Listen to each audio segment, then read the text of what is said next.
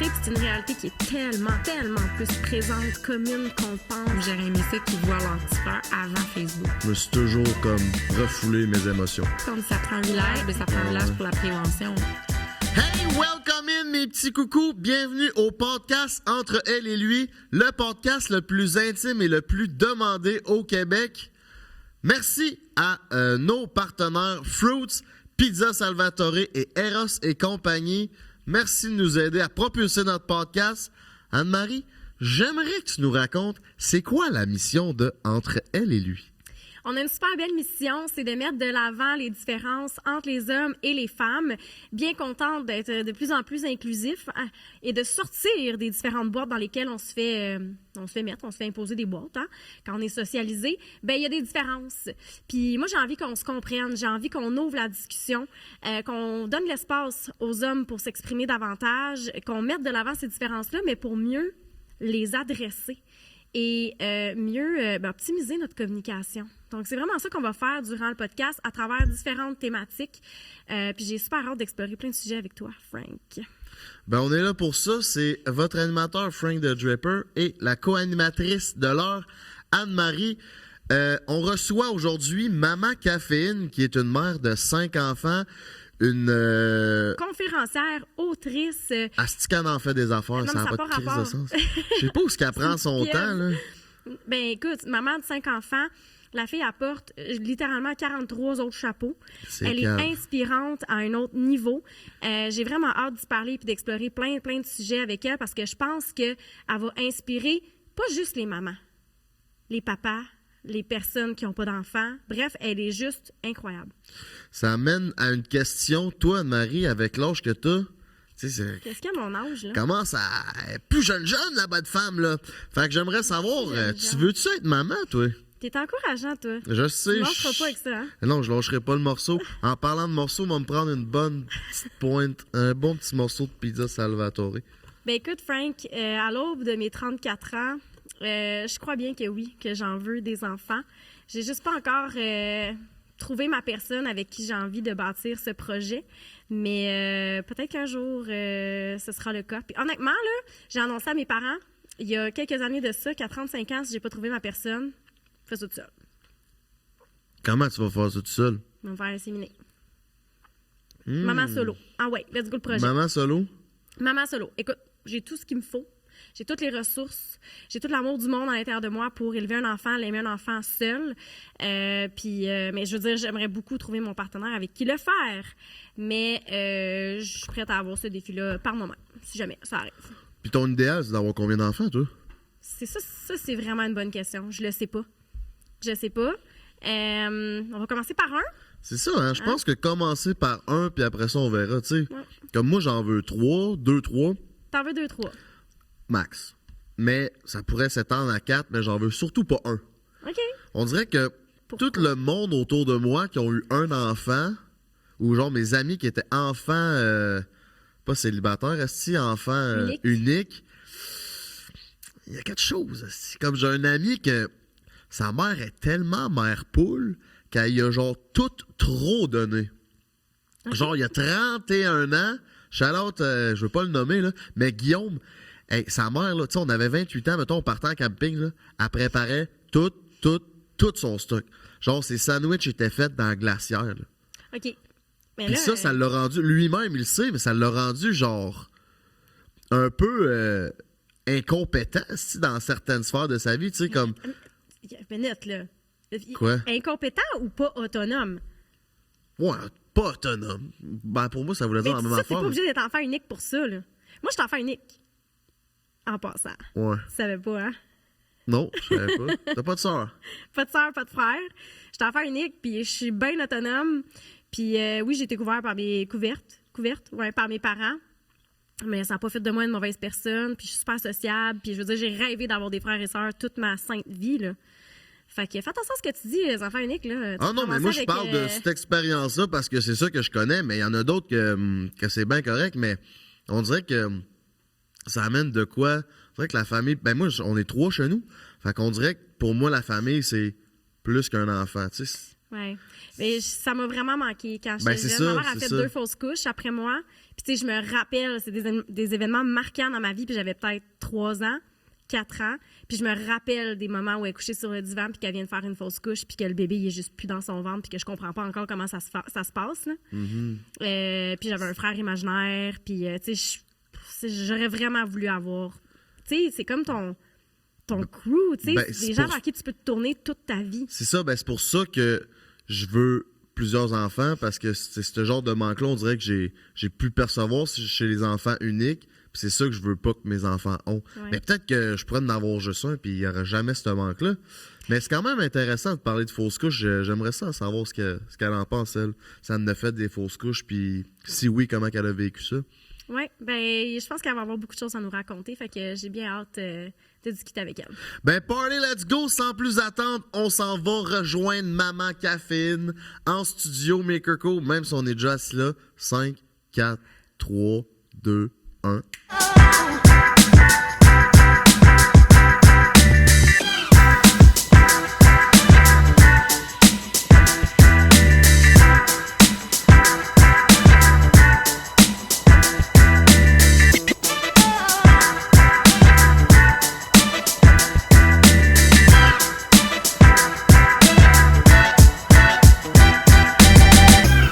Oh yeah, mes coucous, on est back sur le podcast entre elle et lui, votre animateur Frank the Dripper, puis ma co-animatrice Anne-Marie.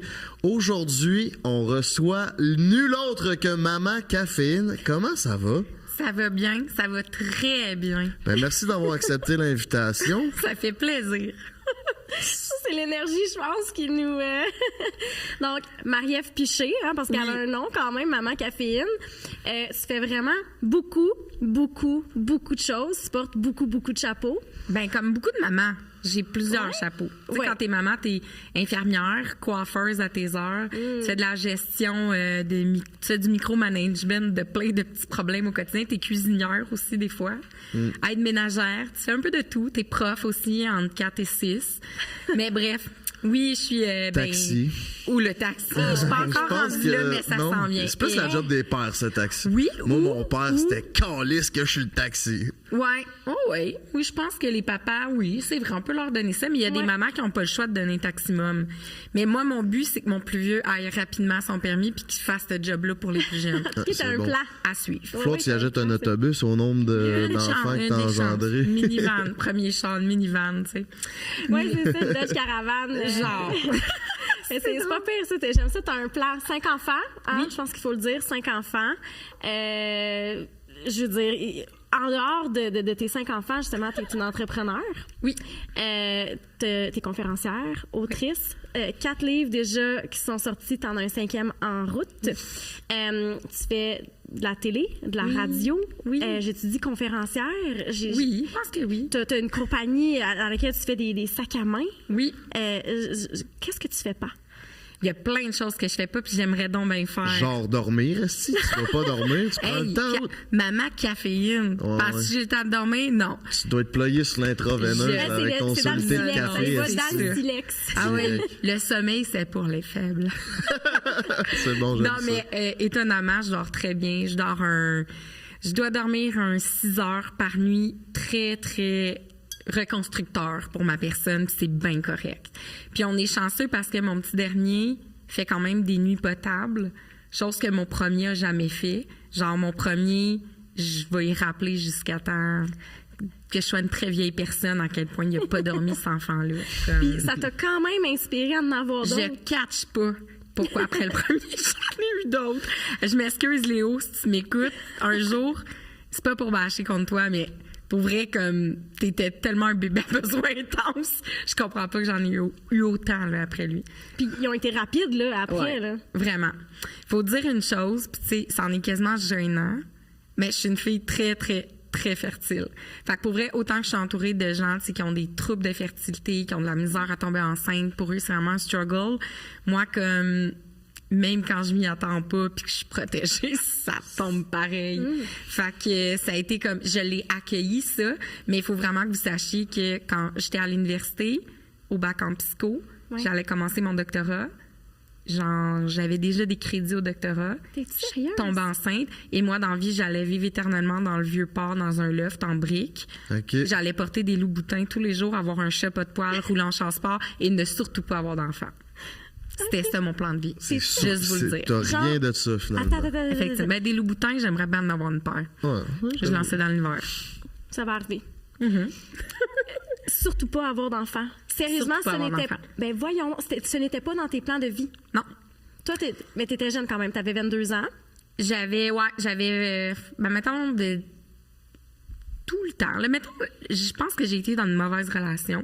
Tu sais, j'ai eu mon livre qui s'appelle Brisé, dans lequel je parle, mettons, des épreuves, différents témoignages bio un peu de ma vie, dans lequel j'aborde vraiment des sujets plus deep, plus dark, puis comment j'ai été résiliente à travers ça, puis je suis devenue la personne que je suis, tu sais. Puis je parle beaucoup de pousser comment à dénoncer au niveau des agressions sexuelles, la violence conjugale et tout et tout. Je pense que j'ai été trop souvent dans des mauvaises relations, puis ça m'a complètement désenchantée de fonder une famille ou de vouloir des enfants. Puis je pense que j'avais pas fait j'avais pas encore fait la guérison nécessaire pour penser que je serais une bonne maman, que j'étais suffisante pour être capable de porter des enfants. Je pense que j'étais là dans la vie. Ouais. J'entends deux choses dans ce que tu dis. C'est le partenariat, de dire je n'y crois pas que je peux avoir un partenaire qui va être assez soutenant pour que je puisse même penser au fait d'avoir un autre être humain sous ma charge. Ouais. Puis deux, ça a changé ta perception de toi-même par rapport à ce rôle-là? Oui, parce que je pense que, tu sais, il y a un cycle de la violence conjugale là, qui existe.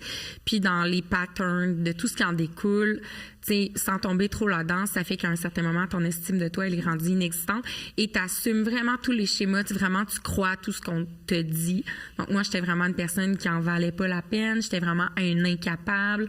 C'est comme si dans ma tête, il y a aucun enfant qui voudrait d'une maman pas assidue, pas brillante. Puis écoute, je te parle de ça, je commençais mon doctorat en psycho, là. Puis j'assumais tout ça. Je croyais à tout ça. Ça, c'était avant d'avoir ta relation, avant d'avoir tes enfants, là. C'est dans mon passé, un copain avec qui j'étais, que j'ai subi de la violence conjugale, vraiment physique, psychologique, à tous les niveaux. Puis ça m'avait désenchanté éventuellement d'avoir des enfants dans la vie. Mm-hmm. Ouais. Puis tu devais être extrêmement dans la performance, là, parce que, je veux dire, pour avoir fait des cours en psycho, un bac en sexo, c'est contingenté. Hein? On est très peu de gens rentrent au doctorat. Fait que de dire que tu avais déjà des crédits, tout ça. Oh oui, moi, j'étais anxiété de performance, je pense, depuis enfant. Là, ça faisait partie de moi. Mais oui, j'étais une fille, genre, angoissée 28-7. 28-7, pas 24-7. Non, c'est ça. Ouais. Wow. Je me reconnais dans un peu de ce que tu dis. Tu sais, moi, j'ai pas 22, j'en ai... je vais avoir 34 dans vraiment pas long. Ça achève. Mais j'ai 34. Ah ouais? Je trouve que c'est la meilleure cuvée, là. Oui, mais on est une bonne génération, on sérieusement. Est une nice on est génération. strong. En tout cas, moi, là, pour vrai, une de mes plus grandes peurs dans la vie, là, c'est d'avoir des enfants avec quelqu'un avec qui je suis pas capable de me chicaner, je suis pas capable de me séparer, je suis pas capable de m'entendre quand il y a de l'adversité. C'est la chose qui me fait le plus peur au monde. Je suis capable d'en avoir seule. C'est pas compliqué. Je pense que, moi, dans mon cas, la maternité est arrivée sans crier gare. Donc, elle est apparue, puis c'est là, moi, que ça a été le déclic, comme... Oh shit, OK, non, finalement, j'en veux. Parce que la première grossesse que j'ai eue quand j'étais à l'université, je l'ai perdue après un certain nombre de semaines, assez pour avoir commencé à assumer que j'allais pas me faire avorter finalement, puis que je commençais à filer quelque chose, puis comme ça me dépassait. Fait qu'après ça, j'ai voulu en avoir un. Comme là, c'était rendu désiré, mon Léo que j'ai eu très jeune, à 22-23 ans. Fait que là, après ça, c'est pas comme si je l'avais planifié à la base. C'est arrivé, j'ai eu l'éveil de la maternité en le vivant comme une claque de 2 par 4 d'en face. Ouais. J'ai pas eu le temps de réfléchir à ça. Je pense que c'est ce qui fait que, là, j'étais jeune. Là, je les ai comme eu rapprochés, toute la gang. Mais là, quand je n'ai eu un, j'en voulais 1000. J'adorais être une mère, finalement. Tu sais, je repense à ça, là. Je pense que j'ai fait l'animation de Kanjo 6 ans de temps dans la vie, là. C'était ma job étudiante. OK. Genre, j'aimais ça. J'ai juste eu une relation qui est venue tout désenchanter ça. comme vraiment tuer quelque chose en moi dans le rapport à fonder une famille, à être deux parents qui s'aiment. Puis, tu sais, j'ai vécu aussi une séparation les dernières années. Le papa des 4 enfants que j'ai eu et moi, on s'est séparés. Puis ça aussi, c'est un autre désenchantement après. Parce que là, tu remontes après ça, tu veux une nouvelle relation, tu t'es séparé une fois. À chaque fois que tu désenchantes dans la vie, tu te poses des questions après. Mais j'ai pas attendu un moment X pour me lancer. Je pense juste que quand tu le files vraiment pas, faut que tu écoutes ça. Ouais. Ça m'intéresse de savoir, à ta première fausse couche, t'étais jeune, psychologiquement, t'as vécu ça comment? Hey, très mal. J'ai vécu ça très, très mal. Puis je te dirais que même les fausses couches que j'ai eues une fois que j'avais déjà des enfants en bonne santé, ils font aussi mal. Tu sais, c'est difficile à expliquer parce que je me souviens avoir entendu « ben t'étais pas dû, il était sûrement pas en santé ». Puis tu sais, pour vrai, ça se peut. Puis sais-tu quoi? Peut-être qu'il était gravement, lourdement handicapé. Peut-être que la vie fait que c'était pas... Je sais pas, là. Tu sais, on peut penser ésotérique, on peut penser à... Ça se peut aussi que physiologiquement... Sauf que ça fait mal. Puis oui, j'étais jeune, puis oui, ça m'a débalancé à plein de niveaux. J'ai même cru, tu sais, c'est ça, hein. Là, moi, ça me ramenait dans des vieux patterns, des vieux traumas. Mon corps veut... Genre, il n'y a pas d'enfant qui veut grandir dans mon corps. Là. C'était vraiment... renforcer ces croyances-là que tu avais en toi. Ouais, c'était à ce point-là. Fait que là, j'étais comme... Puis là, quand je faisais des fausses couches, moi, j'avais tout le temps un petit... Je retombais tout le temps enceinte après mes fausses couches dans le 2 mois après. Très rapidement.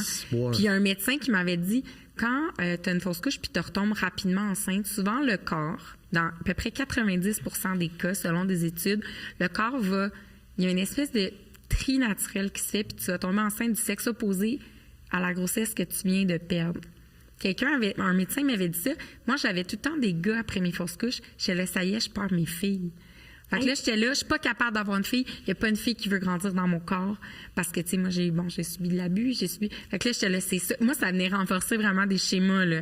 C'était vraiment deep. Puis quand j'ai fait des guérisons dans ma vie, je tombe enceinte d'une petite fille. Quand t'as eu Blanche.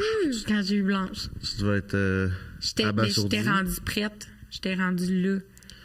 Wow. C'est fou, hein? Oui, vraiment. Puis je suis pas une fille qui tombe dans ça tant d'habitude, mais ça fait complètement du sens. Okay. C'est vraiment aligné. Pour tous les cabochons qui nous écoutent à la maison, là, comment que ça se passe une fausse couche? C'est quoi? C'est quand tu te rends compte de ça? Il doit y avoir plusieurs facteurs, mais... Puis c'est rough pour la fille, puis c'est rough pour le gars. C'est là je m'alignais, là. C'est, tu sais, je veux dire, il y a toi qui le vis, mais comment, tu sais...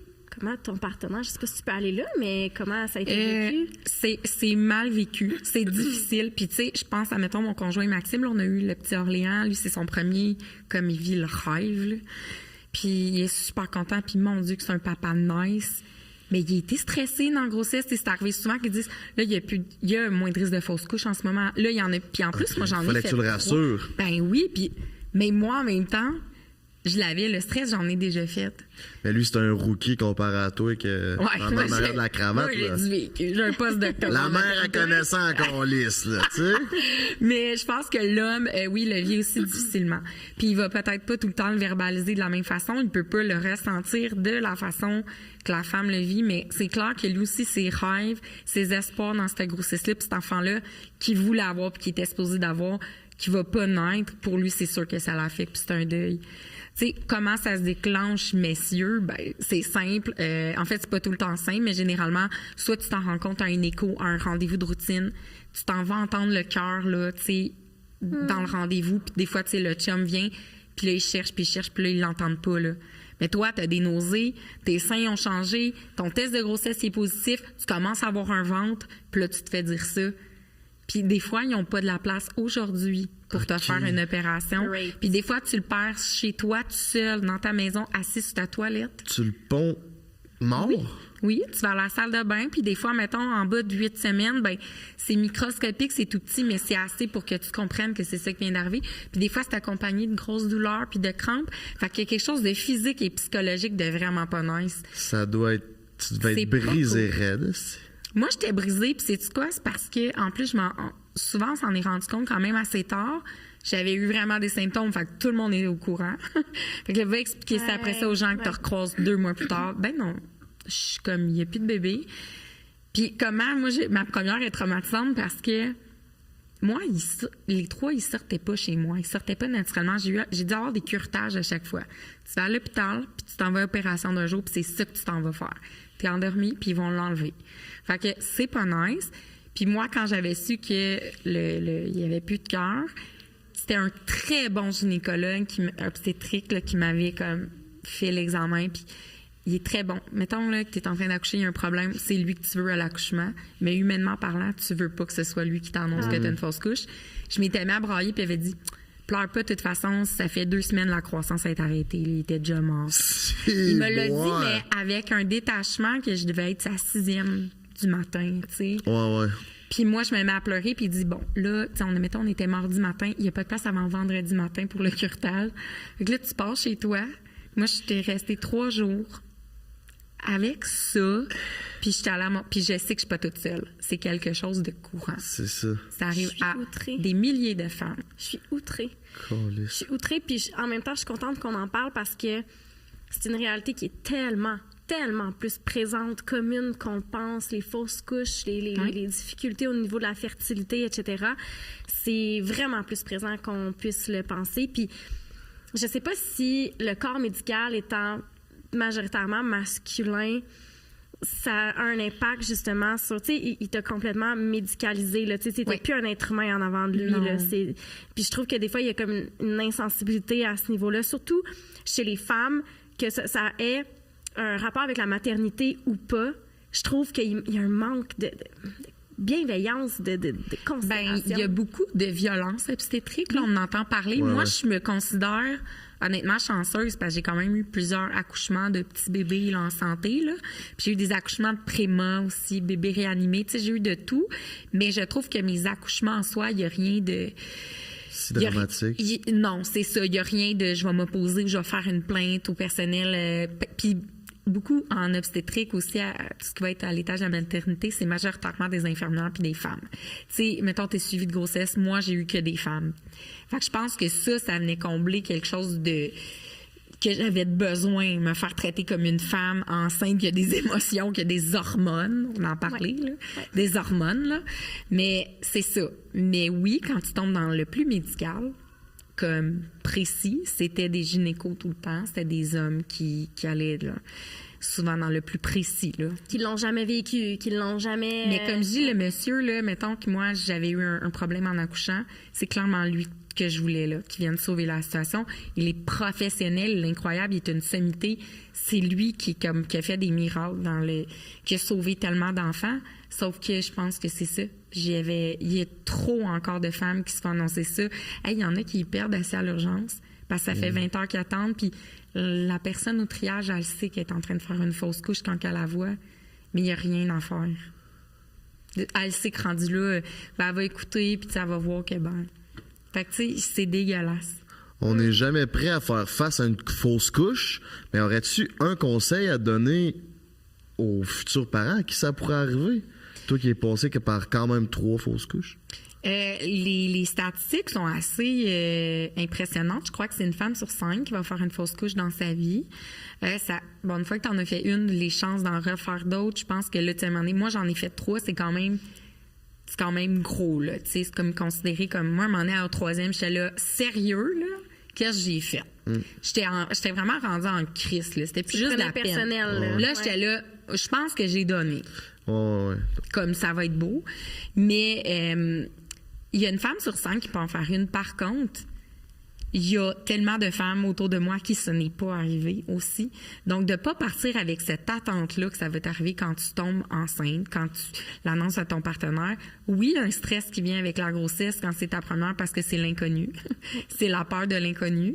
C'est sûr que quand tu as déjà fait une fausse couche, après, là, c'est la peur du connu. Parce que là, tu te demandes si tu vas pas en refaire une autre, tu le sais c'est quoi. Mais quand tu pars dans l'inconnu, justement, ne pas focusser là-dessus parce que tu sais pas si ça va être une finalité.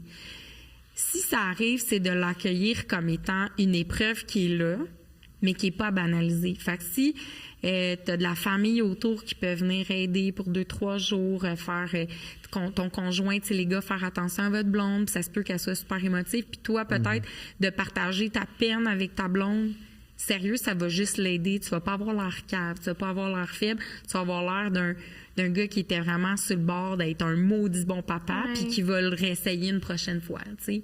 Mais de dire un de perdu, 10 de retrouvé, c'est fucking pas une phrase à dire, mettons. Et Chris, t'as compris mon cabochon à la maison? Ça, c'est non, on dit pas ça. Ben, merci de t'avoir ouvert sur ce sujet-là qui est quand même tabou, je pense, puis deep. Ouais. Ça me ramène à un segment peut-être un peu plus tendre et... Léger? Comment? Léger. J'aimerais qu'on se replonge dans ton enfance. Oui. Puis que tu nous racontes comment c'est passé, comment s'est déroulé ta première amour. C'est le segment Fruits, Exactement, on peut rien cacher. Parce qu'on est commandité par Fruits. Et ben, c'est là qu'on tombe en amour, c'est là qu'on développe des relations, donc on veut tout savoir. Et le premier chum, mettons, comme valide, mettons. Ou tes premiers feelings, là. Tu sais, toi, tu te rappelles quoi de ton premier amour? Ben, écoute, moi, je tombais en amour avec Francis Cabrel, j'avais genre 5 ans, mais ça compte pas, parce qu'en ce moment, on est mariés, mais il est pas au courant. Fait moi, c'était Nick Carter dans le mais tu sais, Petite Marie, c'est écrit pour moi. Je vais juste vous mettre au courant tout le monde au Québec. Là. Ah, c'est bon, ça. Non, mais le premier, mettons, chum significatif, tu sais, mes premières fois, puis c'était ses premières fois. Puis bon, le vrai de vrai, je trouve, là. Moi, je l'ai eu tard, mon premier vrai chum. First of all, faut comprendre que j'ai été menstruée genre en secondaire 4. C'est-tu tard ou c'est de bonheur, ça? C'est fucking tard, OK? J'ai eu mes règles vraiment tard. Fait que faisais-tu du sport? Ouais, du ballet. Fait c'est ça. Mais vous dire à quel point, comme j'avais pas de forme, comme à quel point je pouvais pas me filer femme, fait que me dire que je courais pas tant après les gars. Tu sais, mettons, avoir pas de seins, moi, mon sternum sortait plus que mes seins. Te dire, là. Je faisais de la gym. Bon. Gymnastique, on est garde. Fait que c'était ça, j'avais de l'air. La planche de plywood, là, j'ai entendu souvent celle-là. Ouais, puis plus comme un trou. J'avais des trous. J'avais pas des bosses, j'avais des trous. Toi, t'étais une planche de plywood? Moi? Ouais. Tu comprends pas. Ben là, non, c'est ça, je comprends pas. Est-ce que t'as, là... Tout d'un coup.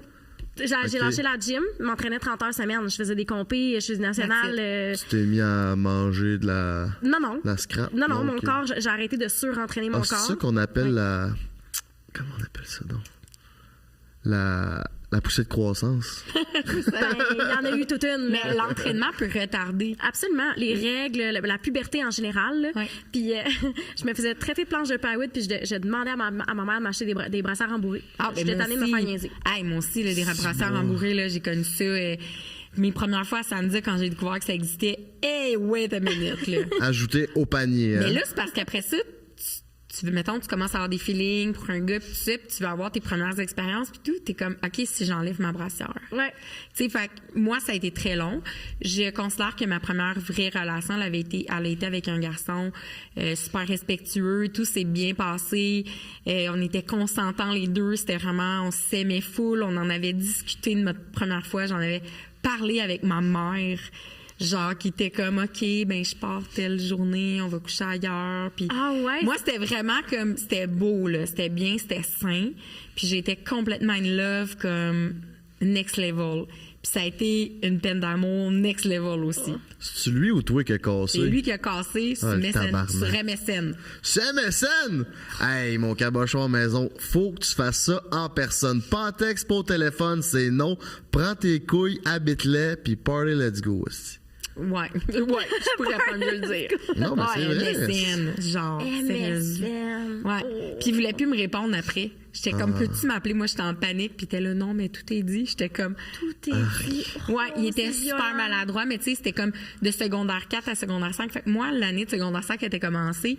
Moi, j'allais au bal avec, là. T'as pas dans ma tête, j'allais aller au bal avec ce gars-là. C'est l'homme de ta vie, là? Ben oui. Je suis pas grave où on allait au cégep. On allait voir rendu là. Mais j'allais...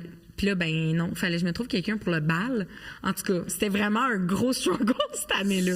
Ouais, mais c'est quelque chose, là, aller au bal avec quelqu'un, là, au secondaire, je le c'est significatif, là. Ouais. Je repense à ça, je suis comme... Mais tu sais, si ma fille vit quelque chose de même, premièrement, ce gars-là va mourir, mais deuxièmement, je vais comprendre ce qu'elle vit. Tu comprends? Ouais. Je vais comprendre qu'elle a une vraie peine. Mais le gars va mourir. Je vais juste le spécifier. C'est clair. Anne-Marie, comment que ça marche, Fruits, si j'ai envie de trouver l'amour? Écoute, tu downloads l'application et selon tes envies, ben il y a un fruit qui va refléter tes envies. Donc, il y a le raisin pour un verre de vin sans se prendre la grappe. Fait que chumé, là. Chumé. Ok. Juste, on se casse pas la tête. On va prendre un verre de vin, Pas d'attente. on discute, c'est ça. T'as les cerises pour trouver ta douce moitié. Ah, c'est beau, ça. Oui. Petite paire de cerises. Et t'as la pêche pour aller pêcher, histoire d'un soir. One night. Un one night stand. Ben, ça a le mérite d'être clair. Ça C'est mérite ça. de classe. Ben, c'est ça qui est le fun de cette application-là. Tu choisis ce que tu veux. T'es pas comme dans l'obligation d'être stéréotypé pour OK, c'est juste fourré ou être en couple. Tu sais, tu choisis. Puis tu sais où est-ce qu'on s'en va plus rapidement. C'est ça. Tu perds pas ton temps. On a les mêmes intentions. Puis, mais tu sais, ça change, par exemple, des fois, des intentions. Oui. Sûrement. Tu peux changer de fruit. Ouais. La pastèque, c'est des câlins récurrents sans pépins. On aime c'est Genre de sex friend. sex friend. Ah, Chris. Ben, c'est cool pour ceux qui sont là-dedans. Ouais. Moi, je suis dans le panier de fruits, je suis bien, là. J'ai tous les fruits autour de moi. Ouais, OK, Maxime représente Mon l'entièreté des fruits. Oui, c'est Et tous là- les fruits en un. Tabarnak. C'était cute tantôt. C'est le multifruit, ouais, c'est ça. C'est une multivitamine. Oui. Mais tantôt, je trouvais ça vraiment je trouvais ça attendrissant parce que il dit, hey, t'es un super dad. Tu sais, t'es comme. Ça fait combien de temps que vous êtes ensemble? Écoute, genre 2 ans et demi. OK. À nos mornants, j'ai annoncé le matin même. Hey, je suis enceinte. Je venais de faire un test. Ouais, fait que ça a été. Il est arrivé dans ma vie, c'était la pandémie. J'avais 4 enfants 24/7. Tout était fermé quasiment. Il n'y avait pas de. Qu'on s'était connus dans ce contexte-là. On n'avait pas de temps seul quasiment d'amoureux. C'est pas le meilleur Non. Mais placement pour tomber en amour. Puis là. je me suis dit, je sais pas. Puis là, ben, il a jamais poussé là, pour qu'on ait un enfant. J'en avais 4. Ils acceptaient très bien. Il s'en occupe très bien d'ailleurs. Il est un super cool, Ben, beau papa. ça doit être un critère, là. Il On est- s'entend. ben, en fait, ça allait de soi. Puis tu sais, pour vrai, si ça avait pas fait son affaire, j'aurais juste fait OK, ciao, bye. Je mérite quelqu'un qui est game d'embarquer dans cette aventure-là dans ma vie telle qu'elle est. Puis c'est correct. Après t'avoir séparé du père de tes 4 enfants, t'avais-tu une crainte au niveau de Ah. savoir tu vas-tu trouver un autre mec qui va Une être. crainte. Puis en même temps, tu veux-tu te pogner un gars qui a déjà 2-3 enfants, ça Euh, t'en fait. Salut les critères. Premièrement, moi, j'ai dit à ma mère, là, je suis séparée. Juste te dire que je suis célibataire pour le restant de ma vie. Il n'y a Yes. aucun gars qui va vouloir d'une fille qui a un job aussi atypique que moi, qui a 4 kids, 2 chats persans. On se rappelle, j'ai un chat pas de poils. Non seulement j'ai eu 4 enfants, mais j'ai aussi eu des chats très poilus. Fait que j'ai vraiment fait l'inverse de la vie que j'imaginais. J'étais là, oublie ça. Puis là, j'étais comme rendue à, mettons, je sais pas moi, 32 ans. J'étais là, oublie ça. Là, si je veux un gars qui accepte que j'ai 4 kids, c'est clairement parce qu'il y a des kids. Je dis, c'est quoi, ça va nous prendre genre un minibus? Ça marche pas. Là, j'étais comme, oublie ça, maman. Je cherche même pas. Puis c'est pour ça que toutes ce qui était les applications et tout, moi, ça m'aurait jamais intéressé. C'était pas quelque chose vers lequel je voulais m'en aller parce que moi, ça me parlait pas avec ma réalité que j'avais déjà, tu sais. Selon les croyances que tu avais en lien Oui. avec cette réalité-là. Oui. Puis finalement, c'est ça. Maxime, il est apparu comme un beau bol de fruits. Comment c'est arrivé cette belle histoire d'amour-là? Surtout en pandémie, là. Amis communs, activités d'amis, rencontres, genre de coups de... J'aime pas ça dire coups de foudre, mais coups de cœur. Puis commencer à s'écrire, puis vraiment comme pogner, on pouvait pogner qu'il y avait quelque chose, puis avoir envie que ça aille plus loin. Une fois que ça a été comme seté, nos intentions, j'ai pris tellement de temps de l'intégrer dans ma vie parce que je voulais pas que les enfants se soient un choc. C'est un petit challenge, là, Puis de il a rentrer. respecté ça comme fois 1000. Il a tellement pas de pression. Il était tellement bon. Puis ben c'est sûr que là, quand un moment donné, il a lancé l'idée, c'est peut-être en avoir un à lui. Moi, j'étais comme, j'en ai 4. Un de plus. Why not, Pourquoi coconut? Je disais qu'il est arrivé Easy avec son shit. chien aussi. Il était 160 livres chez moi, avec mes 2 Tabarnak. chats. Il est déménagé à 2 heures de route. Fait que, ouais, des fois, il dit, je me fais dire que je suis bon. Je dis, ouais, pour vrai, il est bon. Il est bon, je vais le dire, il est fucking bon. Mais, je mérite fucking ça. Je veux juste le spécifier aussi. Fait que s'il y a des mamans qui pensent qu'ils méritent pas, comme de se remettre en couple, qui sont comme, oh mon Dieu, Maxime, comme que je suis. Non, t'as attiré quelque chose que tu mérites. Puis lui, il te mérite, t'es aussi bonne pour lui dans sa vie. Tu sais, c'est les deux. Parce que, tu sais, les mamans, ainsi que beaucoup de femmes qui ne sont pas mamans, on est vraiment des Wonder Women. Ouais. Pour de vrai, dans notre cuvée. Dans notre cuvée. Dans notre cuvée. C'est 88? 89. 89, c'est 2 bonnes années. Ouais, c'est 2 bonnes années. Je suis dans les années 90. Ouais, à partir de là, c'est... Non, c'est vrai. Ça dégrade. Non, mais on est vraiment des Wonder Woman, puis je trouve que les femmes, on travaille tellement sur nous-mêmes, puis on est dans l'être, on est dans le faire, on est juste tellement accompli. Puis j'adhère à ton discours de dire « Hey, moi, je mérite ça, j'ai travaillé sur moi, je donne tout ce que j'ai à mes enfants, je donne tout ce que j'ai. » Parce que là, tu sais, on parle beaucoup de ton rôle de maman depuis tantôt, mais tu sais, t'es autre chose que juste maman. Oui. Puis, tu sais, c'est comme je me donne dans toutes ces sphères-là de ma vie pour mon bien-être, pour le bien-être des gens autour de moi. Mais ça, que tu mérites quelqu'un qui va venir enjoliver tout ça, puis qui va te supporter, puis qui va profiter de la Wonder Woman que t'es. Exact. Puis il faut pas oublier non plus que les enfants ont ouvert leur univers, leur cocon familial qui était eux tout seuls avec maman tout le temps à une autre personne qui partage maintenant le temps de maman, sa vie, ses occupations, son lit, son quotidien. C'est beaucoup aussi. Fait que eux aussi méritaient cette personne-là. Lui mérite cette place-là que mes enfants y ont fait. Fait que je pense que quand c'est compris que c'est un tout, que tout le monde mérite tout le monde, il y a peut-être moins de frustration de part et d'autre qui peuvent se faire. Fait que oui, il est excessivement bon, mais c'est ça. Tout le monde est bon dans ce schéma-là ici. Ouais. Puis c'est important de se le dire, tu sais.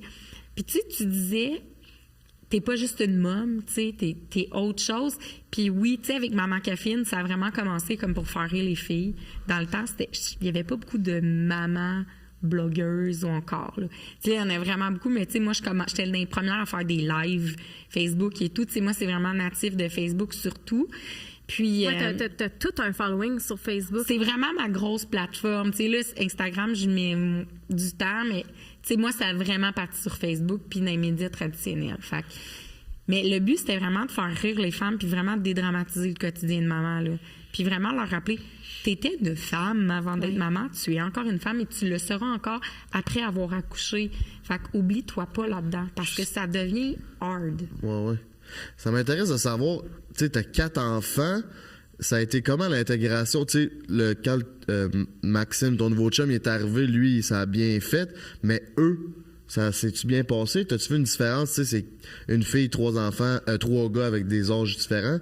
Est-ce que tout le monde s'est bien passé ou il y a eu quelques petites frictions? Ben, écoute, je pense qu'on l'a tellement bien fait, puis graduellement, je suis hyper transparente quand je te dis, il n'y en a pas eu de pépins. Moi, j'en ai pas senti des réactions. Au contraire, il est devenu le très cool dude of the family, là. Okay. Comme genre aller les chercher à l'école. Quand, mettons, là, au début, c'était une fin de semaine sur 2, ils allaient chez papa. Puis le reste du temps, je les avais. Là, depuis 1 an, on fait vraiment garde partagée 7-7. Tu sais, c'est pas rare que je vais les chercher le vendredi soir à l'école. Puis ils sont comme, ah, c'est pas Maxime qui est là. Ah, Maxime est pas venu. Puis je suis comme, yo, salut, c'est moi ta mère qui t'a donné la vie. T'es-tu content de me voir? Oui, Maxime, il est à la maison en passant. Quand tu dis que vous avez fait si bien ça, c'est quoi faire si bien? Pourquoi? Intégrer Maxime tranquillement, au bon rythme, comme je filais que mes enfants étaient prêts à recevoir la présence de Maxime dans leur vie. Fait qu'au début, ben, les premières fois que les enfants ont eu contact avec lui, c'était dans un cadre genre d'activité où il y avait d'autres mondes, qui était plus comme un ami, on se touchait pas et tout. Après ça, ben, tranquillement, parler du fait que maman a un nouvel ami, qu'il était un petit peu plus souvent, puis éventuellement, tu sais, qu'est-ce que tu sais, Maxime, tu l'aimes beaucoup, ouais? Tu penses que ce sera un bon amoureux pour maman, ça? Ouais. Ah ouais, puis t'aimerais-tu ça qu'il des fois, ils viennent coucher à la maison, tu sais, puis on se fasse des crêpes, tout le monde ensemble. Oui, invite-le. Puis là, j'ai comme fait, OK, c'est comme s'ils me disent, OK, c'est bon. Ouais. Puis moi, ben, ça me rassure aussi comme maman que c'est fait dans le bon et du fond. Vraiment les impliquer. Oui. Ils sont tombés en amour avec lui. Tu sais, tu t'es donné le temps de tomber en amour avec lui. Puis là, après ça, ça a été à eux de tomber en amour avec lui. Puis ça, tu sais, les familles reconstituées, c'est vraiment tout un défi. Il y a plus de séparation dans les familles reconstituées que dans les familles nucléaires, ouais, c'est ça. Nucléaire, c'est quoi ça? C'est la famille maman, papa. Souche. Ouais. Souche. Souche. On peut dire ça même aussi. Il y a tout le temps il y a le vocabulaire. C'est excellent. Mais c'est ça. Puis tu sais, c'est vraiment un facteur de séparation, la famille reconstituée, parce qu'il y a un stress qui vient vraiment s'ajouter. Le nouveau parent qui remplace le parent absent. Le parent, il n'est pas vraiment absents. Là. Je veux dire, ils ont leur papa dans leur vie.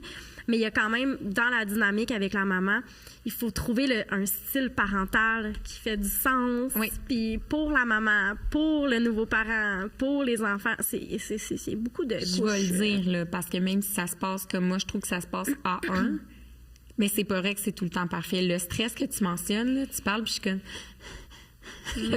La petite boule est là, tu sais. Même si j'ai une super belle dynamique avec mon chum, je trouve que c'est un papa, il a un beau papa incroyable.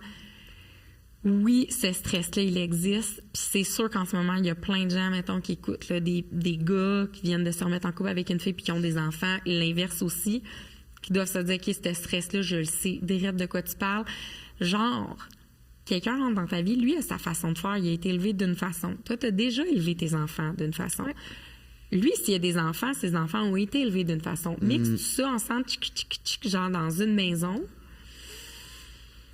Il y a des frictions, il y a des ajustements. Je vais te dire, c'est pas tout le temps évident. Puis il y a la présence tout le temps ghost un peu, mais qui est là, en suspens d'un autre parent aussi, puis sa façon de faire chez lui, qui parfois va pas toujours s'arrimer avec chez toi.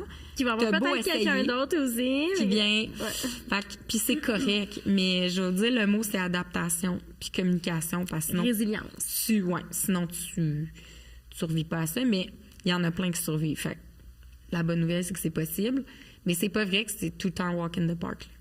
Puis t'en as eu tu sais, t'as eu un enfant avec ton chum en ce moment. Ça a été quoi l'intégration de ton dernier avec les 4? Parce que j'ai du monde dans mon entourage qui c'est une famille recomposée, puis ils viennent d'avoir des enfants, puis les plus vieux se sentent comme... Tu sais, ça se sent... J'ai pas d'enfant, je connais pas ça, mais ça se sent qu'il y en a une que, là, vu qu'il y en a des nouveaux, elle est plus pareille. Elle cherche beaucoup plus l'attention. Elle est en réaction. C'est ça, avant, c'est la petite dernière, la princesse, puis tout, mais là, il y en a des nouveaux, fait que là, ça crie, elle cherche beaucoup plus l'attention. Fait que toi, ça s'est passé comment? Surtout que t'en as 4. Oui. J'en ai 4 rapprochés. Okay, je te dirais que le gap d'âge, j'étais pas si... tu sais, j'avais quand même mon petit crew. Puis là, j'ai annoncé que j'étais enceinte. La réaction, elle a été belle, elle a été bonne.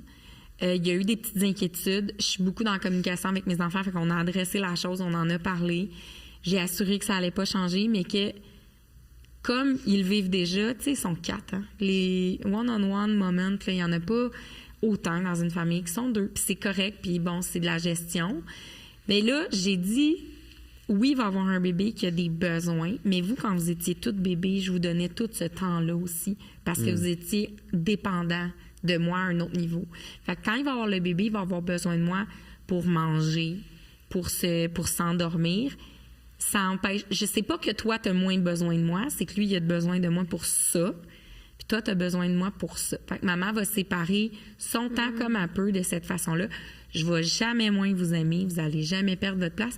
Puis Maxime, bon, on en a tellement parlé, puis il dit, tu sais, j'espère que ils vont comprendre. Je veux pas que ça paraisse que je donne plus de temps, mettons, avec Orléans, qui se sentent délaissés. T'sais, on a tellement parlé.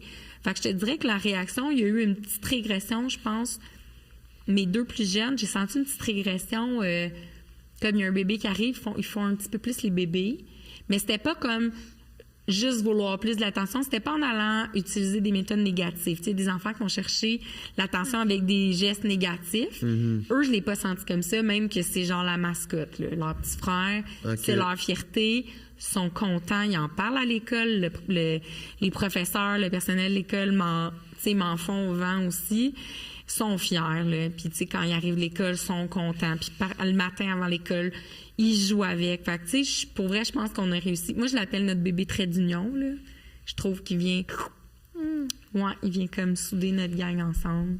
Mais oui, il y a des enfants qui peuvent réagir, puis je pense que c'est important de dire que c'est normal aussi. La communication, c'est le point culminant, je pense, dans tout ça. Hein? Et puis préparer beaucoup les enfants pendant la grossesse. Ouais. Ouais, vraiment comme plus que pas assez.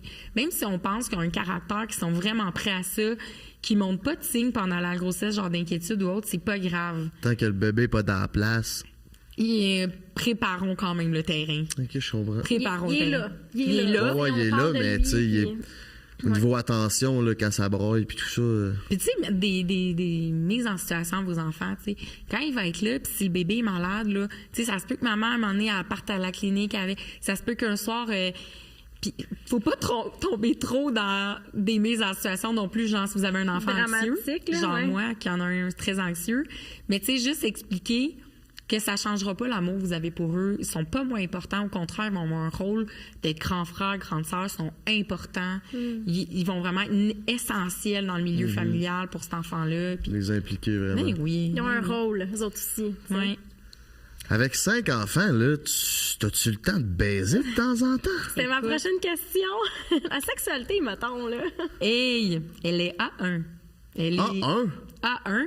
Elle a été A1, je dirais même, toute ma grossesse. C'était très cool, à part quand on nous a empêchés d'eux, parce que j'avais un col, l'utérus, à un moment donné, qui était comme... là, on rentre dans les détails de mon col, mais non, on a trouvé plein d'alternatives.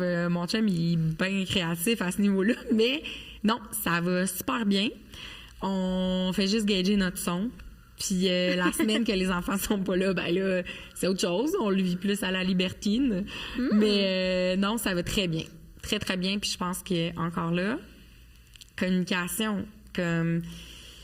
Mais je pense qu'on a une sexualité saine, Maxime et moi, pour vrai. Là, on adresse la chose, on la nomme, ça va bien. Comme on est encore aussi dans notre... c'est con, mais ça fait 2 ans et demi, là. C'est ça. On est comme dans notre lune de miel qu'on a eu notre bébé. Fait comme on l'a gardé malgré tout, là. Puis non, ça va très bien. Oui, c'est possible baiser avec des enfants. Ah ouais, c'est ça qu'il y a des pas avec eux, mais quand ils sont en maison, c'est possible. Ça m'intéresse de savoir, c'est quoi les alternatives que tu as trouvées pour t'envoyer en l'air? Écoute, c'est pas tant différent que d'habitude, mais c'est rougi, là. Tu mets ça en spin, ça sécheuse, puis party, let's go. Non, mais tu sais, tu vas peut-être pas le faire à l'îlot la semaine que t'as les enfants. Tu vas peut-être plus te concentrer sur des endroits plus traditionnels comme ta chambre à coucher.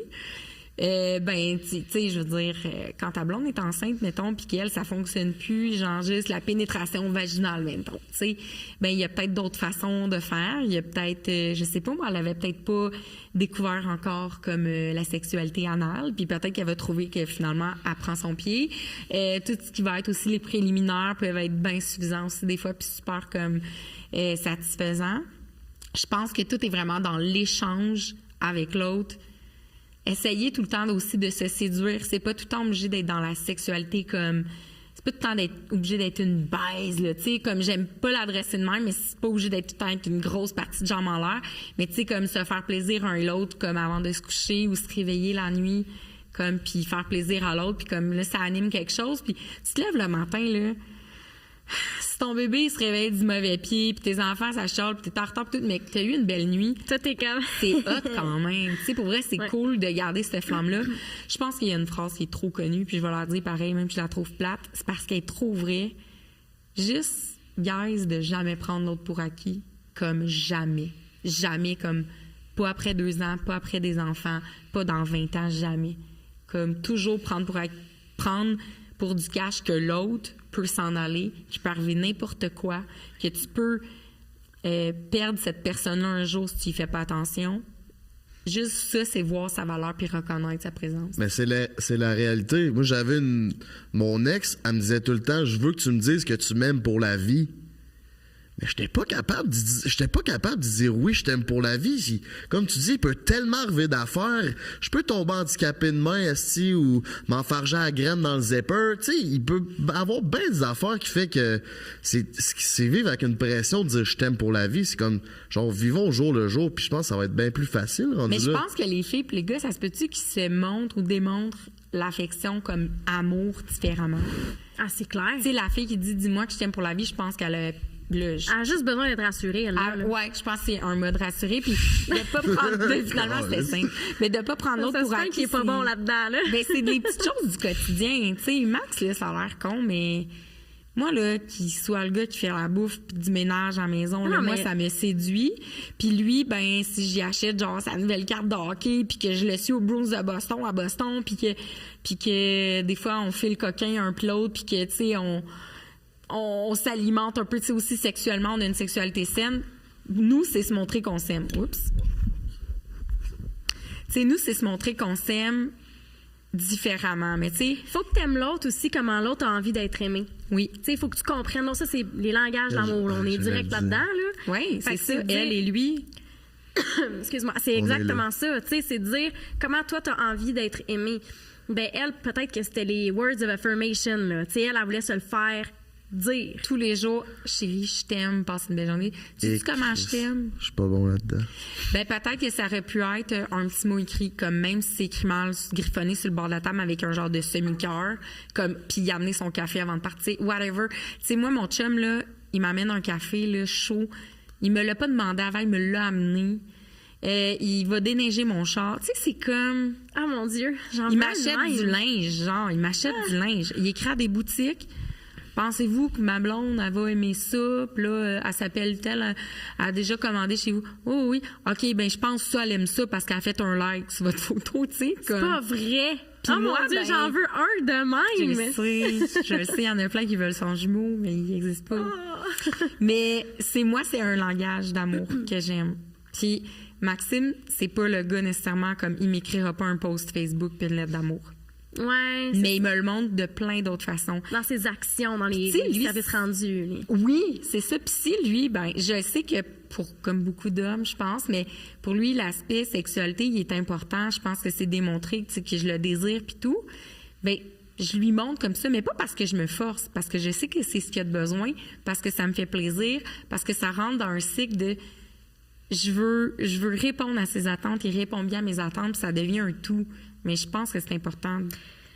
Le tantôt, tu t'es dit ne pas se prendre pour acquis. Ah oui, c'est ça. Puis c'est super important. Puis quand tu te prends pas pour acquis, c'est que tu continues à être des entités en parallèle, ensemble. Tu sais, il y a trois bulles, là. T'as la sienne, puis il y a Il y a le couple. vous, ouais. Puis je pense que, en fait, le désir sexuel, puis tu sais, je psychanalyse un peu ta relation, là, avec les peu de détails que j'ai, mais je me dis, si c'est vraiment ça, tu sais, de pas se prendre pour acquis, c'est qu'il y a une distance entre les partenaires. Puis le désir ne peut naître que dans la distance. Quand t'es fusionnel, puis que t'es tout le temps ensemble, puis que tu te prends pour acquis, puis il peut pas avoir de désir. Le désir, il faut qu'il y ait un manque. Tu peux pas désirer ce que t'as déjà. Fait que le désir sexuel va vraiment naître dans cette distance-là que tu crées, puis c'est vraiment en admirant ta partenaire, puis tu peux pas... Quand tu le prends pas pour acquis, justement, il y a une admiration qui naît à travers ça. Ça nourrit l'amour, ça nourrit le désir. Puis, tu sais, je vous écoutais un peu parler, là, parce qu'on l'a rencontré avant le podcast. Tu sais, il a gardé sa vie, t'as la tienne. Vous vous réalisez à travers vos vies respectives dans des domaines complètement différents. Puis, en même temps, quand vous pouvez vous présenter pour l'autre, ben vous le faites. Oui, puis je sais que Max, ces semaines, il court, là. Il court, puis je sais que souvent, il est comme j'ai un point au cœur. Tu sais, notre vie est vraiment effrénée. Puis, tu sais, dernièrement, je disais, tu sais, je vais prendre des semaines, je vais essayer de loader ça différemment. Tu sais, on commence à comprendre que là, des fois, là, justement, pas prendre l'autre pour acquis. Dernièrement, je pense qu'on l'oublie un peu parce que je prends peut-être pour acquis que là, il va revenir de Trois-Rivières à 2 heures de route de chez nous, puis que là, je vais pouvoir lui demander ça, puis ça, puis ça.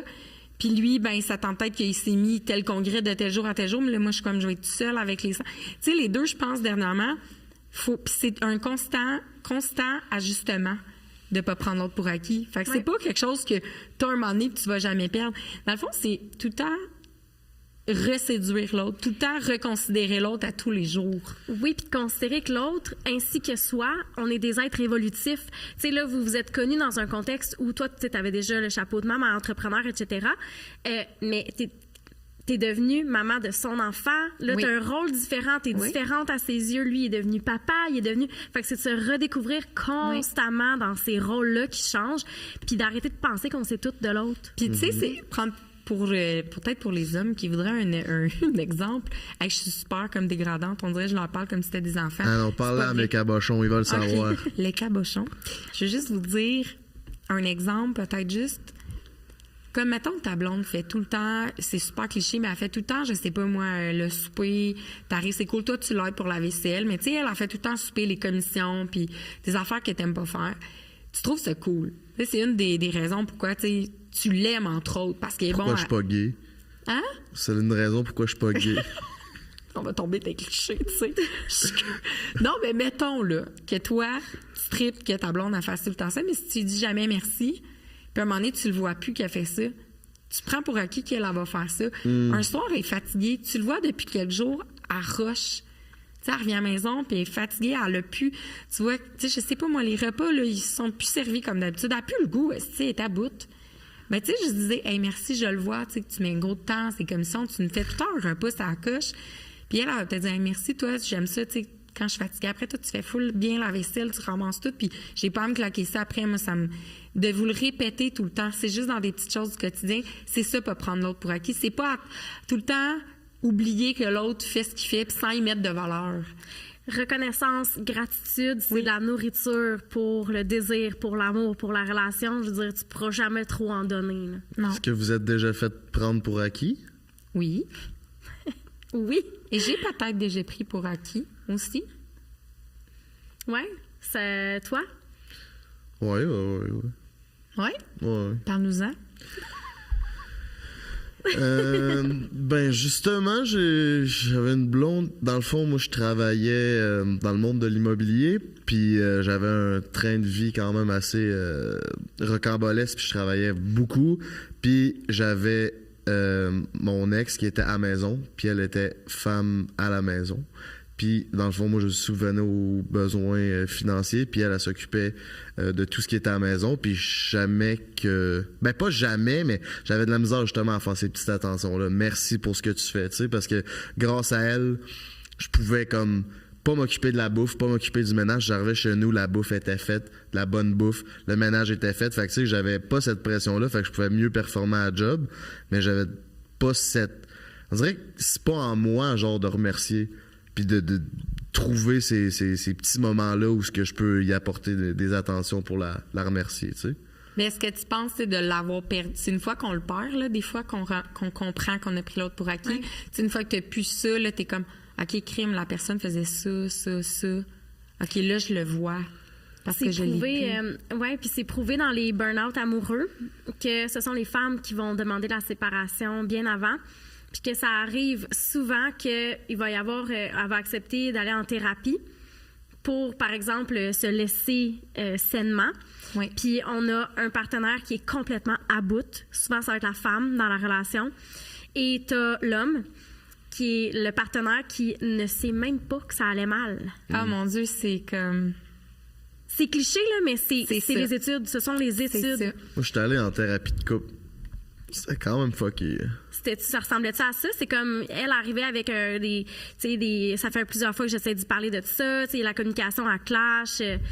Non, là, on avait une communication, mais on n'était pas capable de mettre les points sur ce que l'autre voulait. Mais tu sais, on essayait de communiquer, fait qu'on s'est dit, on va aller prendre un aide extérieur pour nous aider à communiquer. Puis ça n'a pas fait. Puis c'est moi qui l'ai laissé. Fait que t'es dans... C'est ça. Dans le fond...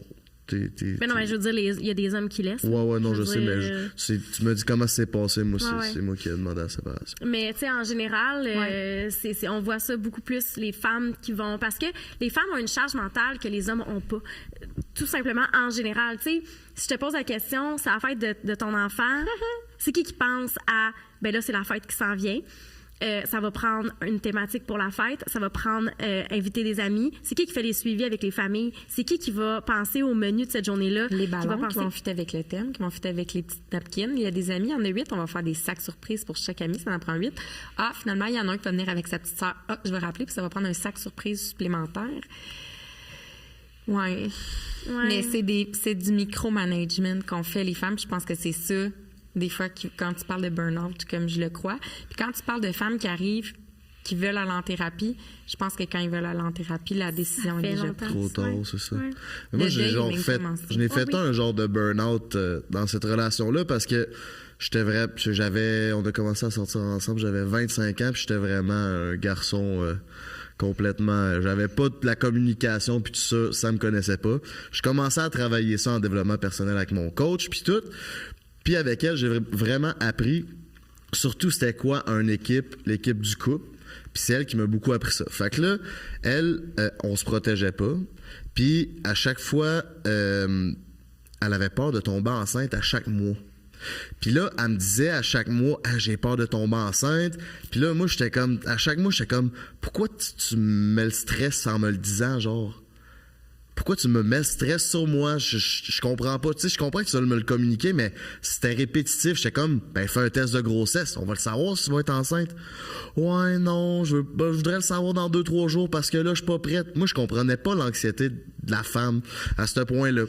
Puis là, au fur de notre relation, elle m'a appris à, Chris, on est une équipe, je fais de l'anxiété, genre, appuie-moi donc à la place. Parfait. Fait qu'au fil du temps, je me suis mis à l'appuyer, je me suis vraiment amélioré.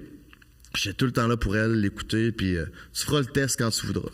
Fait que là, elle a fait ça comme pour la première année et demie. C'est bien stressant, mais les condoms, puis le Elle voulait pas.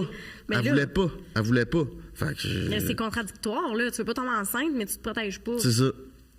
Puis moi, genre, je viens d'un milieu de gars. Genre, les scouts, c'était des gars. Le baseball, j'ai 2 frères. Moi, tu sais, pour moi, la sexualité, genre la protection puis tout, c'était dans sa cour à elle. C'est de même ça marchait dans ma tête. Puis là, après... Même ça marche dans la tête de ben du monde. Oui. C'est ça. Aujourd'hui, c'est plus ça. Mais comme moi, dans cette époque-là, c'était ça. Puis là, après 3 ans, on s'est... tout allait bien, là. J'étais bon là-dedans, on pourrait dire. Puis là, il est arrivé qu'elle pensait qu'elle était enceinte encore, OK? C'est une longue histoire, mais elle pensait qu'elle était enceinte. Là, elle me disait, ah, là, j'ai des symptômes, je pense que c'est enceinte. Premier soir, ben garde, pas de problème, tu feras le test, mais que ça te tente, puis tout. Mais faut pas oublier qu'elle me répétait tout le temps, on est une équipe, on est une équipe, on est une équipe. Parfait. Deuxième soir, hey, là, je pense que je suis enceinte, j'ai des symptômes. Ouais, ben, on fera un test, mec, que tu sois prête. Troisième soir, hey, là, j'ai des symptômes. Là, je suis, hey, tabarnak, là, Chris. Je prends mon gaz égal, ça va être beau. 4e soir, hey, là, je pense que je suis enceinte, puis tout.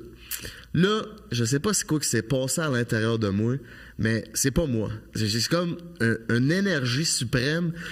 J'ai pété une coche où ce que là, je me suis mis à pleurer.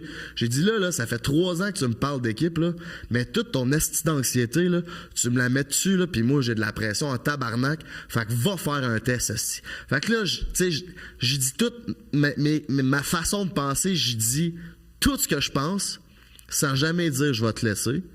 Là, d'un coup sec, ça arrête, j'arrête de brailler. Elle me dit, fait que tu veux qu'on se laisse? J'ai dit, ouais. J'étais écœuré, je suis plus capable.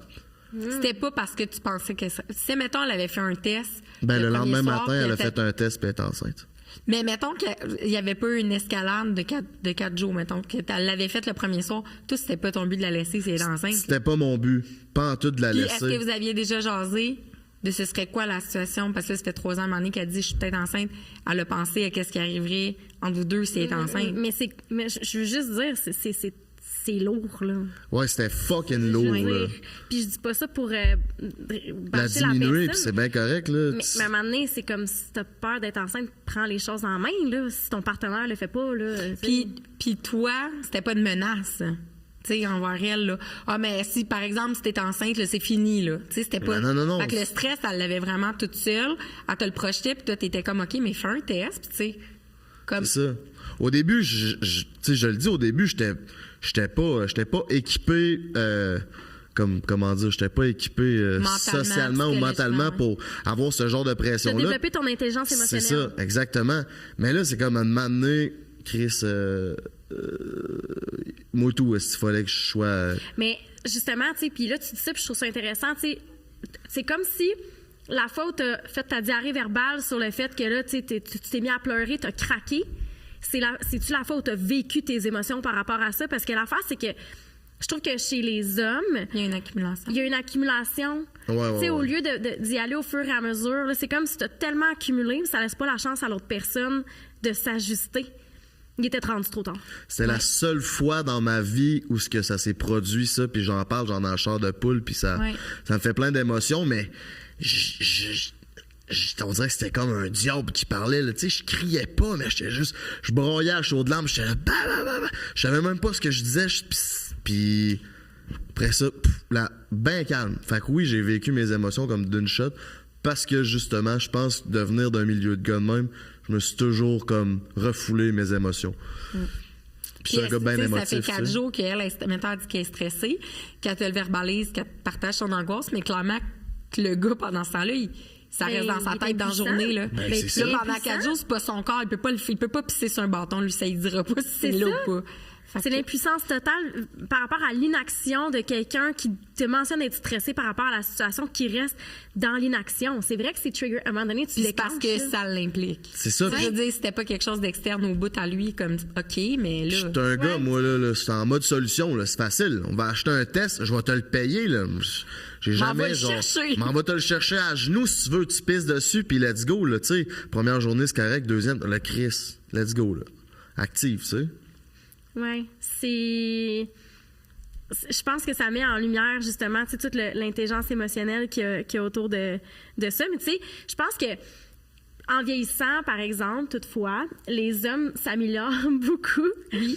C'est en vivant des expériences comme ça qui fait que tu comprends que il y a quelque chose en arrière de ça. Puis l'intelligence émotionnelle, c'est là qu'il faut développer ça. On n'est pas en train de dire que les hommes, c'est des handicapés au niveau des émotions. Non, mais je pense que c'est prouvé, puis clairement majoritaire, le fait que les hommes vivent moins, expriment moins leurs émotions que les femmes en général. Il n'y a pas d'amélioration, là. C'est juste que c'est comme ça. Peut-être qu'un jour, il va y avoir une espèce d'équilibre encore meilleur, mais c'est connu. Puis, tu sais, sans tomber dans du gros trash, là, mais tu sais, il y a des hommes qui vont éclater puis qui vont commettre des drames parce que il y a quelque chose d'accumulé depuis tellement longtemps qui n'a jamais été verbalisé. C'est comme quand les égouts ils refoulent, là, la marde elle sort de partout. Là. C'est d'un coup. Pow! Ouais, puis tu sais, je pense à l'utilisation des guns aux États-Unis. Ils sont en train de se demander si la conversation tourne autour du bon sujet. Est-ce qu'on parle des guns ou on parle des utilisateurs qui prennent les fusils? La prévention à faire. Tu veux dire les tueries familiales? En fait, c'est que c'est comme 90% des gens qui utilisent des fusils pour commettre des crimes, ce sont des hommes. OK. Donc, la conversation ne devrait pas être sur les fusils en tant que tels, mais ça devrait être sur... en fait, sur les fusils, les armes à feu, là. Ça devrait être sur les hommes. Sur la santé mentale des hommes. Sur la santé mentale des hommes. Clairement. Comment ça, c'est pas les femmes qui utilisent des armes à feu? La prévention est peut-être pas faite, justement, à la bonne place. Tu sais, quand on réfléchit au vrai fond de la chose, oui, clairement qu'il y a il y a quelque chose autour de ça. Ouais. Dès l'âge de 4 à 6 ans, on commence à réprimer les hommes dans leurs émotions. Tu dirais-tu que tu éduques ta fille, tes gars différemment? J'aimerais ça te dire non, mais je me rends souvent trop compte que... En fait, je les éduque pas de la même façon, j'ai l'impression. Puis c'est ce que je veux dire, je suis déçue quand je me rends compte de ça. Au sens où j'aimerais ça que ce soit le même discours pour ma fille et mes gars, au sens que c'est important de parler de ses émotions, c'est important. Tu sais, je les laisse beaucoup s'exprimer, là, mes fils. Je les pousse à ça, puis je les pousse à communiquer. Ne serait-ce que par mon vécu, tu sais, de violence conjugale, d'abus, etc. Pour moi, comme ma crainte, c'est non seulement que ma fille en subisse un jour, mais que c'est que mes fils en subissent ou soit l'auteur de. C'est ce qui me viendrait me chercher encore plus. Fait que dès un très jeune âge, je les éduque vraiment beaucoup, comme dans l'ouverture, puis on parle de sujets très tabous. Par contre, j'ai l'impression que je laisse beaucoup plus ma fille vivre ses émotions que mes gars. Puis ça vient me chercher quand je m'en rends compte. C'est comme on a internalisé ça. Tellement. Mais tellement. Puis comment tu dirais que tu la laisses s'exprimer plus que tes gars? Est-ce que c'est comme, ah ouais, let's go, là, t'es correct, là, puis c'est-tu de le pousser à dire non? Ben, tu sais, s'il y a pas un vrai bobo, là, tu sais, je veux dire, il s'enfarge clairement comme, il rire comme pour rien. Ben, ma fille, même affaire, je vais plus carry, montre-moi où tu t'es peut-être fait, OK, puis là, tu sais, c'est plus, mon gars va être, ah ouais, tu t'es fait mal, ah non, tu sais, t'es correct. Je dis pas s'il saigne du nez. Je vais juste dire, j'ai l'impression que c'est dans des petites choses que je suis comme... Puis, je sais pas, moi, une déception qu'ils vivent, je vais être plus dans le renforcement vite positif pour qu'ils changent les idées tout de suite, qu'ils passent à autre chose. Je reviens pas, des fois, sur sa peine. Ma fille, je vais revenir avec là-dessus. On va le réadresser plus tard, avant son dodo. Puis, tu sais, c'est correct, c'est fini. Tu as eu de la peine aujourd'hui, mais tu sais, comme... J'ai l'impression que je vais plus mettre de temps avec ma fille. Puis quand je m'en rends compte, pour vrai... Là, j'essaie de pédaler pour trouver une façon de padder à ça, mais je m'en rends compte que c'est déjà fait. Fait que je suis consciente qu'il y a une différence. En même temps, je pense qu'il ne faut pas se taper sur la tête. Là. Je veux dire, on a été socialisés de façon différente. Là. C'est toute ta vie qu'on t'a dit qu'une fille c'était comme ça puis qu'un gars c'était comme ça. Évidemment, ta programmation va être. Oui. Fait que je pense qu'il faut mais même, c'est juste pour dire à quel point même une maman bienveillante qui veut vraiment comme rendre ça comme tout le monde, c'est égal. Tout le monde a le droit d'avoir des émotions. On les vit, on les sort, là, on les exprime pour pas comme que ça soit malsain. Mais même une maman qui a cette intention-là peut effectivement comme déjà associer ses enfants inconsciemment à un schéma qui existe. Fait que il y a quelque chose à les faire. Il y a de la prévention à faire auprès des petits gars tout petits, là, déjà en partant. Oui, puis on s'entend qu'il n'y a pas juste toi qui fais une job là, auprès de tes enfants. Il y a les éducatrices, les éducateurs, les profs, garderies, le village complet. On dit ça prend un village, mais ça prend un village pour la prévention. Ouais. Vraiment. Ouais. C'est quoi ton plus gros défaut en tant que mère? Eh boy, il y en a plein. Le manque d'organisation, clairement. Je suis vraiment une mère désorganisée. C'est un chaos dans ma tête. Mais peux-tu vraiment être organisée?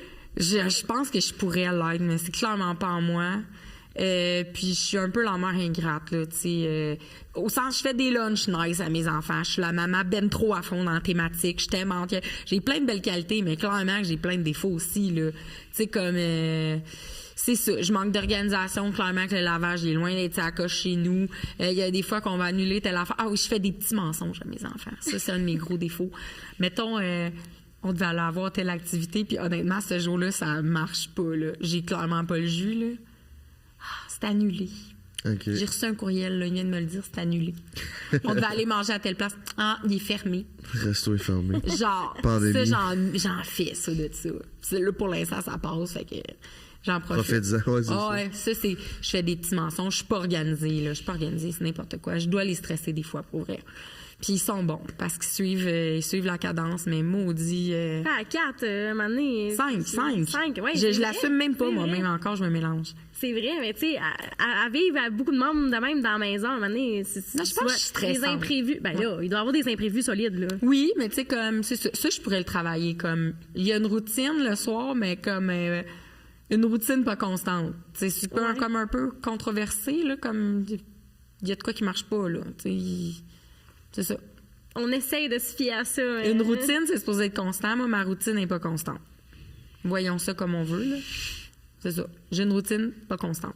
J'ai un chaos organisé chez nous. J'aime ça. Ah, c'est bon, ça. Ça te coûte combien par année avoir 5 enfants? Cher. On pense... Oui, c'est vrai, un enfant, là, tu sais, t'as des allocs, si t'as ça, ça dépend de ton salaire, ça dépend de ton revenu, ça dépend de ce que tu vas faire comme choix de vie aussi, mais oui, ça coûte cher. Ça doit coûte cher. Quand ça commence à manger, là, aller à l'école, vouloir faire des sports, des cours, des ci, des ça, tu vas aller manger au resto, tu vas aller au ciné, tu veux. Ça coûte cher. École privée ou école publique? Je suis très mitigée encore là-dessus. Selon moi, ils ont la même valeur. Ils valent autant un que l'autre.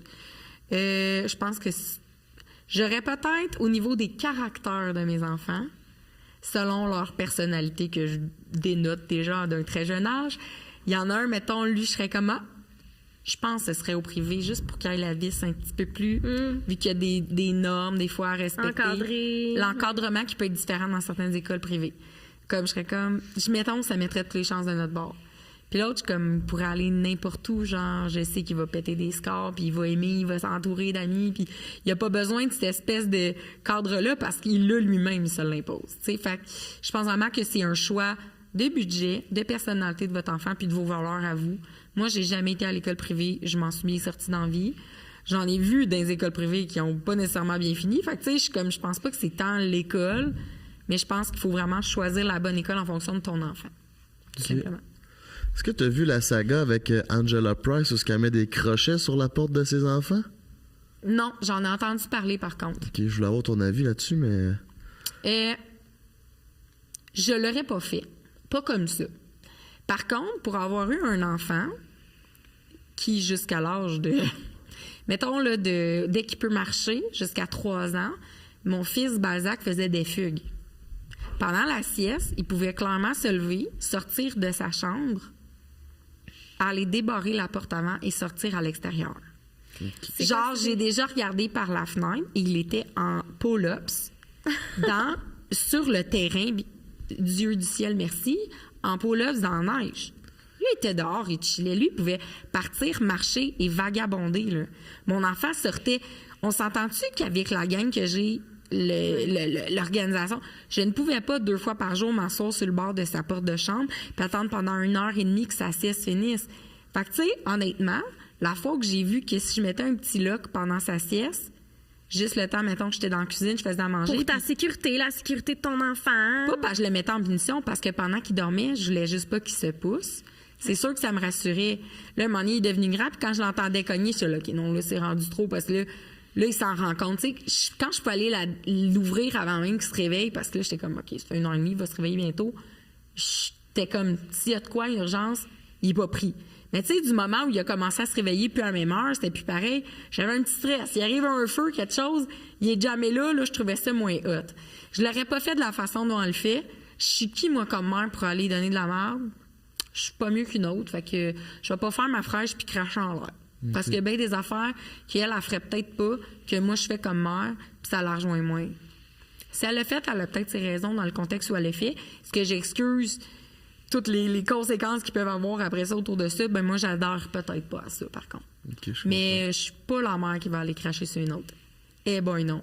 C'est tellement complexe, la maternité. Là, on fait tous des bons et mauvais moves. Je pense que de juste s'entraider puis être solidaire, ça va être... Puis chaque enfant est différent de tout.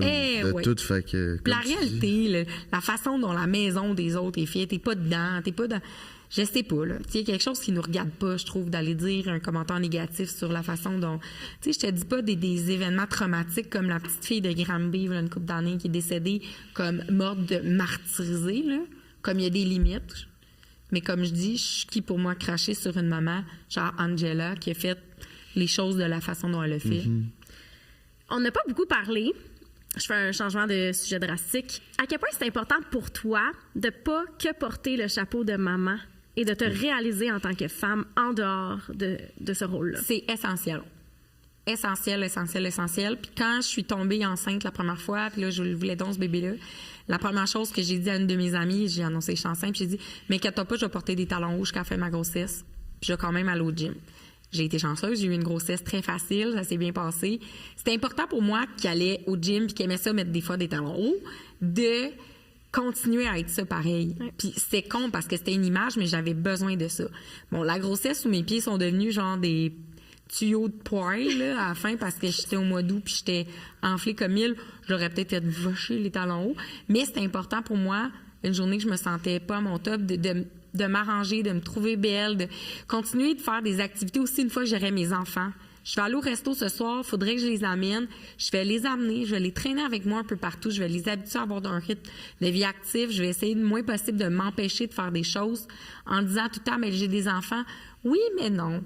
Il y a des affaires, oui, qui te donnent une limite, là, tu sais, mais c'est pas supposé, moi, dans ma tête, c'est pas supposé changer ma vie négativement. C'est devenu un plus à ma vie, une adaptation, mais c'était essentiel que je me retrouve comme femme. Essentiel. Si j'avais eu un homme assis à côté de moi, j'aurais peut-être même pas posé cette question-là. Puis c'est drôle parce que j'ai fait un live sur TikTok à un moment donné, il y a quelques mois. Puis quelqu'un me demandait, tu veux avoir des enfants?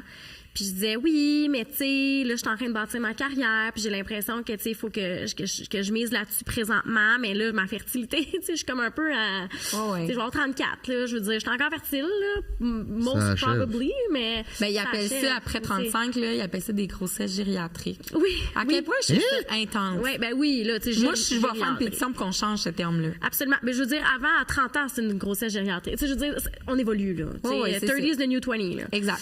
Mais tu sais, je disais, tu sais, moi, je veux vraiment être une femme de carrière, tu sais, je veux vraiment être... fait que, on m'a comme dit, ben, excuse-moi, mais si c'est vraiment ça ton rêve, d'être une femme de carrière, puis pousser tes entreprises, etc., ben, tu pourras pas avoir des enfants. Totalement faux. Puis ça m'a trigger. J'ai fait un TikTok en disant, hey, là, c'est parce que ça va faire. Je serais un homme, j'aurais un pénis entre les deux jambes en ce moment, puis j'aurais ce discours-là, il n'y a pas un chat qui aurait remis en question puis qui aurait douté de mon affirmation, de dire « Hey, je peux faire les deux. » C'est comme... ça me fâche. Ah non, écoute, tu sais, pour vrai, puis on va peut-être se faire lancer des tomates, là, je sais pas, mais tu sais, je veux dire... On a une caisse, c'est parce que j'ai quand même, tu sais, j'ai 3 Inc. Tu sais, je fais des tournées de conférences. C'est comme, en novembre prochain, j'ai un voyage, le voyage Maman Caféine, édition 2. Je pars avec 50 femmes dans le sud pendant une semaine. C'est un ressourcement, atelier, des conférences là-bas et tout. C'est quand même bien 50 mamans qui ont décidé de prendre une semaine off puis de partir dans le sud. Fait que si t'es pas capable de te choisir après un accouchement, ça, je me demande c'est quoi. Il faut le prendre et se choisir malgré tout. Ouais. C'est toi après, là. C'est dans ta cour. Qu'est-ce que tu veux faire une fois que tu es une maman? Veux-tu décider de te consacrer à 100% à tes enfants, mais de plus mettre de temps et d'énergie dans tes anciennes occupations? Peut-être. Peut-être au début, puis peut-être aussi que ça va revenir plus rapidement que tu pensais.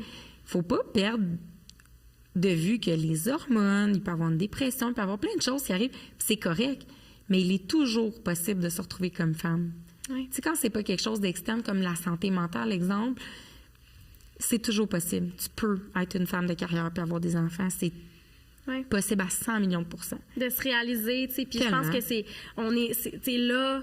c'est là qu'on voit aussi l'évolution de la maternité. Tu sais, avant, on était que des incubateurs qui devaient faire survivre ce qu'on avait incubé. Puis là, ben maintenant, on peut concilier travail et famille. Puis j'ai hâte de voir aussi comment le rôle du père aussi va évoluer à travers ça. Il n'y a pas le choix de se créer un équilibre à travers tout ça. Ben, puis on est ailleurs. Les papas 2023, c'est next level que, mettons, dans une autre génération, là. Premièrement, c'est beaucoup plus encouragé. C'est juste ça. Ouais. Tu sais, les papas doivent se faire plus confiance. On leur fait plus confiance. Ils s'assument plus. Ils prennent leur rôle aussi en main. Puis c'est correct, ça leur revient. C'est important. C'est tellement bien vu puis bien reçu aussi par l'enfant. C'est nécessaire. Ouais. Fait que non, on est ailleurs là, du papa indépendant qui dit pas « je t'aime ». Là. On n'est plus là. On est en 2023, là. Mon chum, il s'est impliqué, il se commande des livres sur Amazon, le développement de l'enfant 0-24 mois. Il lit là-dessus, il lit ses aliments intégrés. Il capote quand mon enfant se lève debout, il prend 1000 et une photos. Hey, moi, mon désir sexuel serait tant le tapis, toi. Ah non, mon chum, je le trouve sexy dad, comme ça n'a pas de sens, comment ça. C'est incroyable. Puis mon chum, je suis partie avec mes 4 plus vieux dans le sud en janvier. Il y avait mes parents aussi qui étaient là-bas. Mon chum est resté seul avec Orléans pendant une semaine. Puis tout était en paix. J'étais zéro stressée de partir puis d'y laisser mon fils tellement il est nice. Puis il était très bien avec ça. Puis il a bien fait ça. Fait que, tu sais, mesdames, on est ailleurs. C'est possible. Messieurs aussi. Ouais. Ah, OK, ça m'encourage tellement. Vraiment. Moi, je te dis, là, c'est ma crainte, là, d'avoir un enfant avec quelqu'un, puis à un moment donné, ça va clasher, puis de devoir m'occuper de tout ça, de la famille toute seule, de me séparer, puis là, d'avoir à dealer avec quelqu'un. Je te dis, là, c'est peut-être des petites séquelles de mes anciennes mais peut-être que là, tu penses trop loin. Ouais, peut-être. Je l'overthink. Un petit peu. Oui, écoute, peut-être. Mais tu sais, c'est ça. Puis j'ai tout le temps un peu l'ambiguïté de dire c'est parce que je veux pas d'enfant ou c'est parce que j'avais pas la bonne personne ou c'est compliqué. Ne pas avoir la bonne personne, ça se peut. Ouais. Ne pas être prête, je me demande si on est prête. Il y en a qui l'ont l'appel, là. Il y en a que ça tombe comme une roche, là. J'ai eu des phases dans ma vie, mettons à 30, là. Je rêvais que j'étais enceinte, je le filais dans mon ventre, que j'avais comme une pesanteur ou j'avais quelque chose. J'étais obsédée par les enfants. Je me disais, comment je vais faire, là, parce que je venais de me séparer. Puis là, je me disais, comment je vais faire? J'en veux maintenant. Là, ça s'est calmé. J'ai comme des petites phases, là. Ça vient, ça va, là. Fait que je pense que j'en veux. Est-ce que je vais être prête un jour? Peut-être jamais. Peut-être qu'à un moment, tu vas dire, là, c'est là ou jamais. Ouais. Fait que c'est, mettons, dans la prochaine année, c'est là que je dois prendre ma décision. Peu importe la manière dont ça va se passer. Parce qu'aujourd'hui, en 2023, c'est ça qui est magnifique. Tu peux être maman puis dans une famille recomposée, dans une famille de solo mom. Tu peux décider d'avoir tes enfants en couple, mais après ça, bon, ça se sépare. Mais tu sais, tu peux aussi avoir tes enfants seuls, décider d'aller en procréation. Il y a tellement d'options pour quelqu'un qui veut des enfants. Ouais. Je pense qu'il y a des... C'est ça. Il y a beaucoup de choix qui s'offrent à toi rendu là. Comme chez Salvatore. Comme chez Salvatore. Il y a beaucoup de choix qui s'offrent à toi. Quelle saveur tu veux? Puis, est-ce que, tu sais, souvent, le monde a des enfants rapidement, tu sais, ils tombent en couple. Puis je pense, on dirait, peut-être plus que tu vieillis, plus que tu penses trouver la personne, puis tu tombes enceinte, puis tu as un enfant rapidement. Parce que t'es rendu là. C'est ça.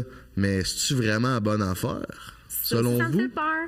En fait, c'est qu'il faut toujours se répéter que peu importe la relation dans laquelle que tu tombes enceinte rapidement ou pas, parce qu'après ça, une fois que c'est là, tu sais, la femme, elle a quand même le choix, là. Hein? Le corps nous appartient. Après ça, bon, comment on va vivre, comment on deal avec ça, grossesse ou pas.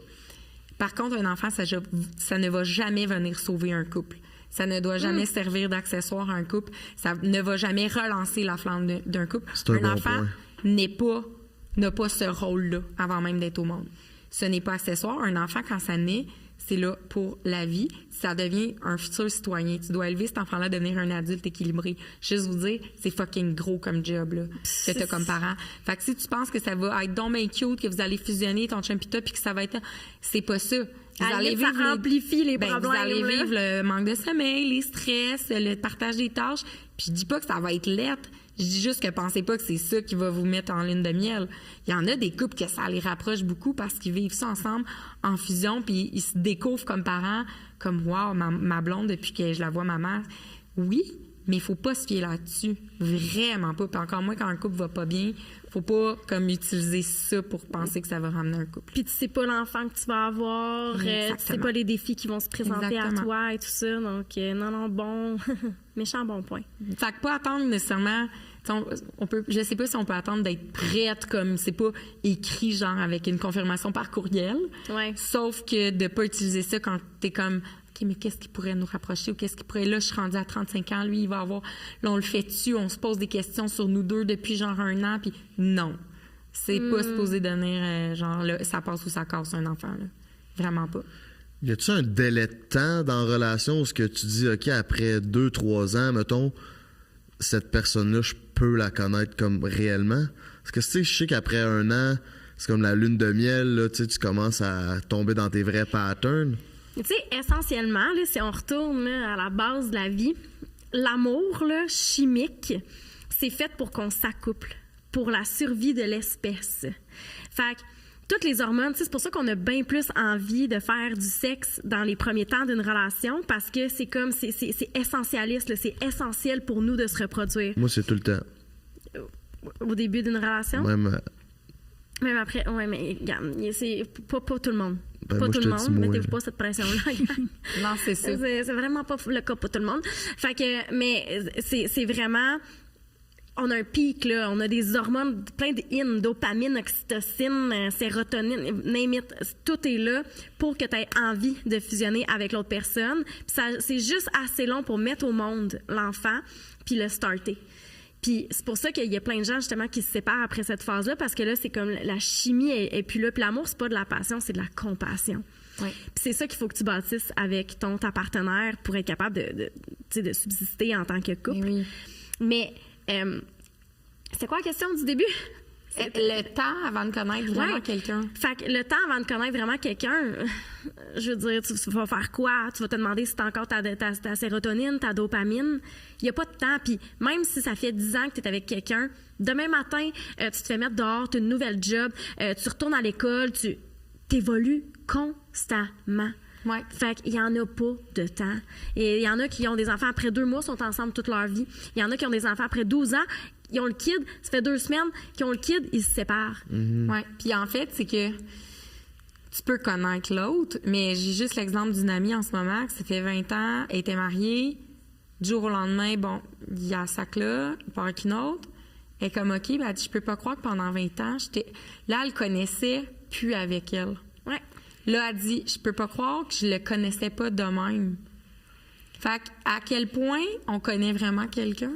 On le connaît dans le cadre dont on est avec. S'il arrive un événement X, Y, Z, un déclencheur autour, il va agir d'une façon qu'on connaissait peut-être pas, parce qu'on vivait pas ça. C'est ça. Ouais. Puis souvent, quand on est en face dedans, on voit pas nécessairement tout aussi, là. Ben, quand tu vis bien avec quelqu'un dans un cadre, tu sais, je veux dire, ça va bien, mais s'il arrive quelque chose, un drame ou un déclencheur, mais la personne va réagir d'une façon que t'avais pas à vivre ça avant avec. Là, j'ai jamais vécu avant. Puis c'est un méchant bon point, ça aussi, parce que... Puis c'est drôle parce que j'ai une amie qui vit ça, moi aussi, en ce moment. Elle est en séparation, ça faisait 13 ans qu'elle était avec son chum. Puis là, elle est comme, je le reconnais plus. Ben, c'est normal parce que t'as jamais connu ton chum dans un contexte où vous étiez en séparation, mettons. T'sais, ça a jamais été ton ex. C'est ça. C'était avec. Fait que là, c'est comme, c'est encore la même personne, juste dans un contexte, dans une situation qui est différente. Puis c'est pour ça que, tu sais, c'est pour ça que je dis, on évolue tout le temps. Fait que c'est jamais... On connaît jamais vraiment l'autre à 100%. Puis on se connaît jamais soi-même à 100% non plus. Parce qu'on évolue. T'sais, exact. Je me connaissais pas comme maman avant d'avoir des enfants. Exemple. Voilà. C'est-tu ton... Je sais pas de la question, on se pose vraiment, au pire on coupera, là, mais c'est clairement ton plus bel accomplissement. Ta famille, tes 5 enfants. Comment... Tu peux pas vraiment donner de valeur à... Ma question est pas... C'est clairement la chose la plus grandiose que j'ai faite de ma vie que de donner la vie 5 fois. Puis de surtout faire en sorte d'aider ces enfants-là à grandir, à devenir des citoyens de demain, là. Comme de leur permettre d'avoir les bons outils, les bonnes valeurs pour devenir des adultes qui, eux, vont réussir à s'accomplir. C'est une méga mission de vie, là. Tu sais, je veux dire, non seulement je les ai fabriqués dans mon ventre, je leur ai permis de respirer en les accouchant. Maintenant, je les aide à grandir. Selon moi, c'est un méga accomplissement. Par contre, je te dirais qu'à part égale, d'apprendre à rebâtir une estime de moi puis apprendre à avoir de l'amour propre. Pour la première fois de ma vie, à 30 ans, j'ai réussi ça. Quand j'avais 30 ans, j'ai commencé à développer ça. Selon moi, c'est un accomplissement aussi grand que d'avoir donné la vie à mes enfants. Qu'est-ce qui a déclenché ça à l'âge de 30 ans? C'est con, hein, mais la trentaine, je sais pas. Avoir envie de me respecter. Simplement sentir que j'étais dans un tournant de ma vie. Je sais pas si c'est le chiffre 30. J'ai comme fait, OK, là, je suis là. Je commence la trentaine. Dans 10 ans, je me vois-tu à la même place où je suis en ce moment? Avec les mêmes doutes? Avec les mêmes craintes? Je veux-tu encore vivre un autre 10 ans de ça? Non. Je vais être qui dans 10 ans? Bon, ben, c'est maintenant qu'il faudrait que je commence, là. 10 ans de ça, c'est quoi le de ça? De, mettons, avoir une faible estime de moi, d'être dans des patterns puis des relations dans lesquelles j'étais pas tout le temps bien, de pas respecter mes limites. Tu sais, j'étais comme, je veux-tu encore être ça? Et comme je continue-tu longtemps ça? Fait que c'est de me réapproprier mon amour propre, travailler sur mon estime, prendre des décisions pour moi. J'ai commencé, je pense, vraiment à 30 ans. Puis ça a été payant parce que tu as attiré quelqu'un à toi. Oui. Les choix que j'ai dû faire qui n'ont pas tout le temps été faciles m'ont mené où je suis là en ce moment. Puis je me souviens plus à qui je parlais de ça dans un podcast, justement. Mais j'ai dit, là, à 34 ans, là, depuis, mettons, 2 ans, je peux clairement dire que je suis épanouie sur mon X dans toutes les sphères de ma vie. Puis ça m'arrive pour la première fois que je l'adresse puis que je le ressens là, dans mes tripes. Je dis pas que j'ai été malheureuse toute ma vie, mais là, à 34 ans, je suis vraiment sur mon X. Vraiment. La question qui se pose sur 10, ton bonheur, ce chiffre à combien en ce moment? Un 12, un bon petit 12. Wow. Tabarnak, on reçoit du monde powerful ici. Oui, il faut. Puis inspirant. On a le droit de le dire, hein, quand on est... Absolument. On dirait qu'il y a tout le temps un petit gêne de oui, je suis heureuse. Ben oui, c'est pas parfait dans ma...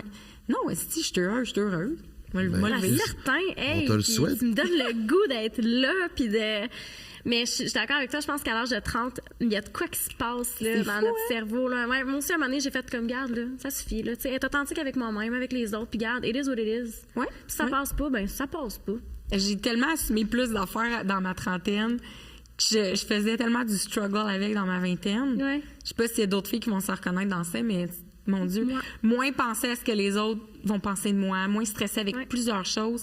Ça a comme fait, hey, sérieux, là. Ouais. Comme, ça va-tu être ça longtemps? Puis commencer des relations, d'être juste comme, regarde, moi, là, voilà mon sac, je le déballe. Ouais, moi, c'est ça. Si t'es pas content, à la prochaine. Est-ce qu'il va y avoir un 6e?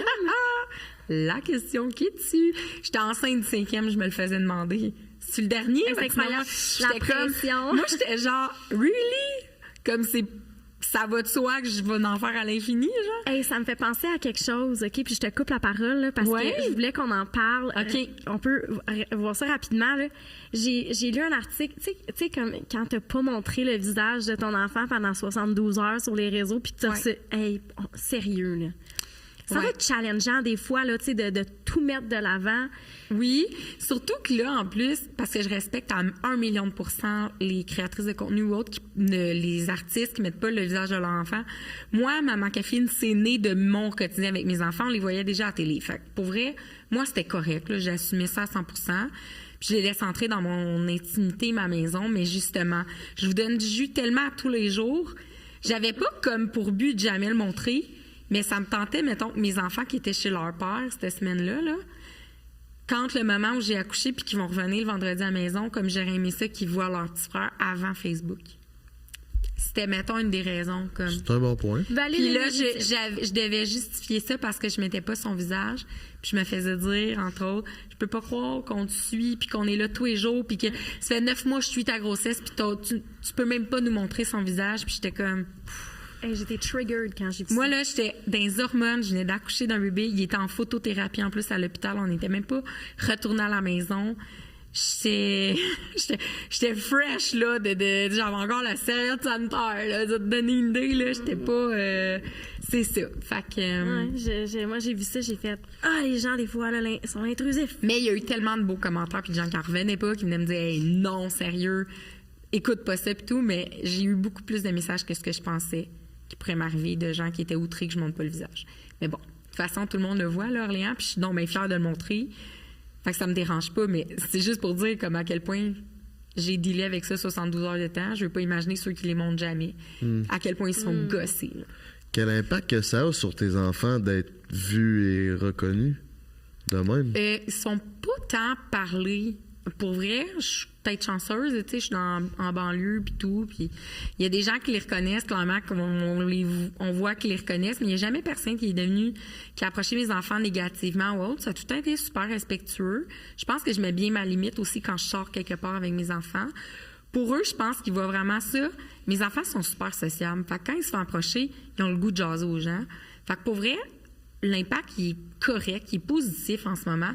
Si ça avait à devenir négatif, probablement que je prendrais comme un petit 2 minutes pour faire « OK, ben on va revoir ça. On va rectifier l'encadrement autour de tout ça. » Pour l'instant, ça va très bien. Ouais.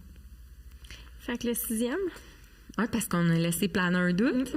Non, il n'y a clairement pas de 6e qui s'en vient. Honnêtement, je pensais jamais dire ça. Je pense qu'il faut que je fasse un deuil. Il n'y a pas de 6e. Mais ça, c'est avec les hormones. Là. Mon chum est comme « Non, mais on va pas survivre à ça. » Puis j'ai dit « T'as raison. » Tu sais, dans le fond... Lui, il va aller se faire opérer bientôt. Ça allait de soi que c'est lui qui allait avoir une vasectomie parce que je pense que j'ai donné. Merci. Puis parce que c'est pas juste aux femmes d'aller avoir une ligature, là. C'est comme c'est d'avoir la charge contraceptive sur le dos. C'est moins invasif pendant un homme. Fait qu'on va se dire. Bon. Ouais. Mais ça pour dire que il y aura pas de 6e, puis on est très comblés avec notre main pleine. Je trouve ça cool, ce jeu de main pleine. Et j'ai d'autres bébés qui s'en viennent au niveau professionnel. Fait que je fais tout le temps des parallèles maternité à faire, parce que mes business, comme des enfants, là, c'est aussi prenant. C'est de la gestion. Ils ont des étapes de vie aussi. Fait que j'accouche d'un projet en janvier 2024. Je me suis trop fait longtemps demander de l'accompagnement, mentorat. J'haïssais ça de dire le mot coach, parce que dans ma tête, t'étudies où pour être coach janvier? Coach de vie, c'est quoi? Tu vas à une école qui s'appelle La Vie puis tu as un certificat de coach à un moment donné. Pour moi, c'était tellement vu péjoratif, mais je me fais tellement demander d'accompagnement par des femmes au niveau affaires ou perso depuis longtemps. Puis je me fais demander un service que j'offre pas encore. Fait que j'ai décidé de le faire d'une façon en bonne et due forme, claire, super transparent, très human. Puis en janvier 2024, je me lance là-dedans. Puis je pense que ça va être un bébé en soi, là. Très nice. Wow, je suis super souhaite une réussite. Ben, j'espère. En tout cas, je vais le faire avec passion. Puis comme je dis tout le temps, je fais les choses avec passion, avec amour. Du moment que ça marche plus, c'est plus aligné que moi. Merci, bonsoir. On essaie autre chose. Sauf les enfants. Quand t'en fais un, t'es pris avec. Hein? Fait que arrange-toi pour l'avoir comme... C'est ça. Ça sauve pas un couple, je le répète. Non, c'est ça. Mais j'ai un bon feeling pour toi. Tu as l'air de dire, je sais pas trop où est-ce que ça va, mais je suis même pas inquiète. Je suis beaucoup mes feelings. Ouais, je suis les feelings. T'es ultra inspirante pour vrai. Merci pour tous ces merci de l'invitation. Oui, merci de t'avoir prêté au jeu du podcast entre elle et lui. Laisse-moi donc savoir ce qu'on peut te retrouver sur les réseaux. Sur les réseaux, Facebook, Instagram, Maman Caféine, il n'y en a pas 20 000. J'ai nouvellement TikTok à cause que mes enfants m'ont dit « Maman, si tu fais être cool, ça te prend TikTok. » J'ai pas grand monde qui me suit là-dessus, mais j'aime ça. Je trouve ça le fun. Mais je mets pas beaucoup de temps là-dessus non plus, mais mes enfants, ils sont sûrement plus actifs que moi. Mais il y a TikTok nouvellement. Puis mes livres sont en vente avec les éditions Pratico-Pratique, entre autres. Puis j'ai mes livres pour enfants sur le web ou en librairie, Renaud-Bré, Indigo, Grande Surface, etc. Donc voilà. Party Let's Fucking Go, c'est pas pour faire un jeu de mots, mon coco, mais si t'as envie de faire partie de la famille, abonne-toi sur YouTube, sur Instagram, on est même sur Facebook parce que il y a des vieilles personnes ici. Merci à Fruits, Pizza Salvatore et Eros et compagnie de supporter notre podcast. C'était Frank the Dripper et Anne-Marie pour vous servir. Un petit mot de la fin, Anne-Marie? Ben, je pense que j'ai envie d'être enceinte, là. Trouvez votre panier de fruits. Oui.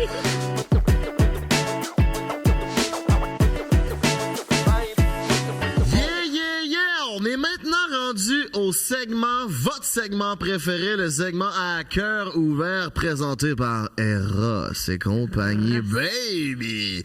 Une de nos 150 000 auditrices, auditeurs, abonnés, appelle ça comme tu veux, nous a écrit en toute intimité, ça se passe entre moi, Anne-Marie, puis nos 150 000 auditeurs. Notre auditrice, elle s'appelle Anonyme, très originale, elle demande... ou a dit, en tout cas, un des deux, depuis que j'ai eu mon enfant, mon désir sexuel a beaucoup baissé et je sais que ça impacte ma relation et mon chum. Donc, j'aimerais savoir qu'est-ce que je peux faire. Aidez-moi. Question classique. Donc, la libido, le désir sexuel, c'est quelque chose qui varie au cours d'une vie, surtout chez les femmes. Ça arrive chez les hommes aussi. Mais chez les femmes, tu sais, on vit beaucoup de choses. Là, tu as construit un être humain. Okay? Il y a quelqu'un qui a habité dans ton corps pendant 9 mois. Tu as les hormones dans le tapis. Surtout si tu allaites, il y a des chances que ça vienne jouer encore au niveau hormonal. Faut se laisser le temps, puis il faut que notre partenaire comprenne ça. Donc, ça va être vraiment d'éduquer ton partenaire sur l'effet des hormones sur le désir sexuel et de regarder comment tu peux bâtir un contexte sexuel qui va alimenter ton désir sexuel. Il existe 2 types de désir sexuel. Tu as le désir spontané, tu as le désir réactif. Le désir spontané, là, c'est que tu es assis à ton divan carotté, là, puis te pogne une envie soudaine. Ça te pogne là. Ça te tombe du ciel. T'as envie de baiser now, là. Là. On attend après ça, souvent. Alors que la majorité des femmes, c'est les études qui l'ont prouvé, la majorité des femmes vont avoir un désir qui est réactif. Ça veut dire qu'il faut que tu alignes tes étoiles, Frank. Puis que tu crées un contexte sexuel qui va te donner envie. Ça peut passer par la sensualité. Donc, de peut-être amener ton partenaire avec toi dans un contexte, de penser à tes turn-on, tes turn-off. Qu'est-ce qui te turn-on? Comment est-ce que tu peux partager ça avec ton partenaire? Est-ce que tu as besoin de plus de sensualité? Est-ce que tu as besoin de plus d'aide dans les tâches ménagères? Peu importe ce que c'est, de parler de ça à ton partenaire, de vous offrir des moments d'intimité. Puis intimité, là, c'est pas juste là, les organes génitaux. Là. Ça peut juste être des moments où on prend le temps de se demander comment qu'on va. Comment tu créer vas? Une connexion. Je vais super bien, toi. Ça va pas pire. Oui. Donc, ça va vraiment être de jouer avec ces éléments-là pour aligner les étoiles puis créer des moments de connexion. Puis des fois, honnêtement, là, c'est pas la quantité, là, c'est la qualité qui compte. Mais tu dis, Frank, enligne tes étoiles. C'est au gars d'aligner les étoiles ou c'est au couple d'aligner les étoiles? Parce que souvent, tu sais, le gars, tantôt, tu disais, le premier désir, c'est quoi? Spontané. Spontané. Le gars, ça doit être plus spontané. Ouais. Quand t'as envie, tu sais, les gars, c'est plus de même. Fait que, est-ce qu'il y a comme des divergences dans un couple souvent à cause de ça? Mais des écarts de désir, là, il y en a dans toutes les relations. Là.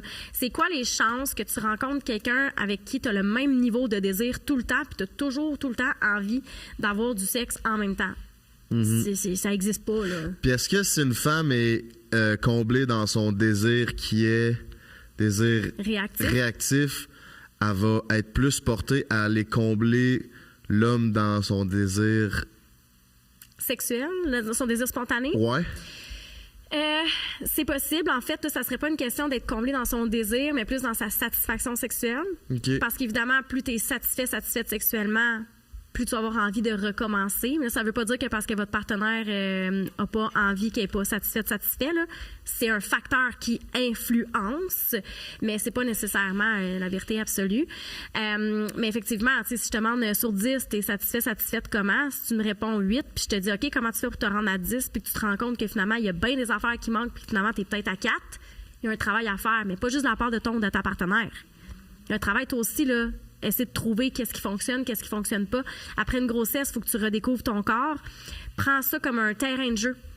Amusez-vous de regarder comment ton corps réagit aux différents touchés suite à la grossesse. Comment tu te sens dans ton corps. Tu sais, ton corps, il a changé. Est-ce que tu es à l'aise? Es-tu moins à l'aise de trouver des alternatives? Il y a vraiment beaucoup de choses que tu peux faire, là, puis mettre en place. Puis tu m'as dit, c'est au gars d'aligner les étoiles. Si c'est toi qui as du désir spontané, que ça vient plus facilement pour toi, je pense que tu peux faire l'effort d'aligner les étoiles pour ta partenaire. Surtout si ça vient d'accoucher. Elle vient de faire une grosse crise de job, fait que mon cabochon à la maison, quand elle accouche, aligne les étoiles pour que tout se passe bien, autant sexuellement que dans la vie normale, parce que elle le mérite. Sincèrement, là, avec le podcast qu'on a eu, je pense que ça a évolué mon thinking sur ce que c'est une mère, vraiment. Ouais? Qu'est-ce qui aurait évolué? Toute la job que ça peut être, puis tu sais, surtout quand elle a parlé de fausse couche, là, ça m'a vraiment comme, OK, là, Chris, il y a quelqu'un qui meurt dedans, puis tu l'accouches, ça doit tellement être le pire feeling. Tu sais, moi, j'ai mon grand-père, il a perdu sa fille, mais tu sais, elle avait 50 ans quand ma tante est décédée, puis ça l'a tué net, frais de sexe sur le spot. Là, quand t'es mère, tu t'entraînes de le créer en dedans, puis ça meurt, ça doit être complètement atroce. Fait que, tu sais, la femme, je trouve qu'elle va plus se mettre dans des... elle a pas le choix parce que c'est elle qui crée les enfants, mais va se mettre dans des situations où ça peut être beaucoup plus difficile émotionnellement qu'un homme. Ouais, puis elle sait pas plus que toi. Mettons, c'est ton premier kid, là. C'est ça. Elle sait pas plus que toi ce qu'il faut faire, là. C'est juste qu'elle est à la tâche. C'est ça. Puis, tu sais, on parle d'oxytocine. On n'a pas parlé pendant le podcast, mais l'oxytocine, c'est une hormone que les mamans vont sécréter énormément. C'est pour créer un lien très, très intense d'attachement avec l'enfant. C'est comme le corps sécrète ça naturellement parce qu'il faut faire survivre l'enfant. Là. Si la maman elle s'en foutait de son bébé, elle le ferait pas survivre. Là, t'sais. Puis les mères qui allaitent vont naturellement sécréter beaucoup d'oxytocine. Et les papas aussi, c'est possible pour eux. Tu sais, on sait souvent, la mère, l'oxytocine, mais le papa aussi, en faisant du pot à pot avec son bébé, par exemple, en le prenant souvent, en prenant soin, il va développer ce lien-là avec l'enfant aussi. Fait que, tu sais, c'est aussi au papa de s'impliquer assez pour, justement, soutenir ce qui se passe présentement, surtout la maman qui, elle aussi, là, elle apprend sur le tas. Là. Exact. Il n'y a pas de science infuse là-dedans. Là. Exact. D'ailleurs, une autre chose qu'on peut faire, c'est peut-être de se renouveler et d'aller chercher des outils chez Eros et compagnie, par exemple, pour alimenter nos rapports sexuels autrement. Ah, Chris, c'est pas pire, ça, un petit huile à massage, là, ou un petit lubrifiant anal, ça peut toujours agrémenter le bas canadien, ça. Il y a toutes sortes d'outils chez Eros. Je suis certaine que tout le monde peut y trouver son compte. C'est un Walmart rempli de choses de sexe. Va, puis garde, si c'est trop BS pour te rendre à la boutique, là, Eros et compagnie.com, baby.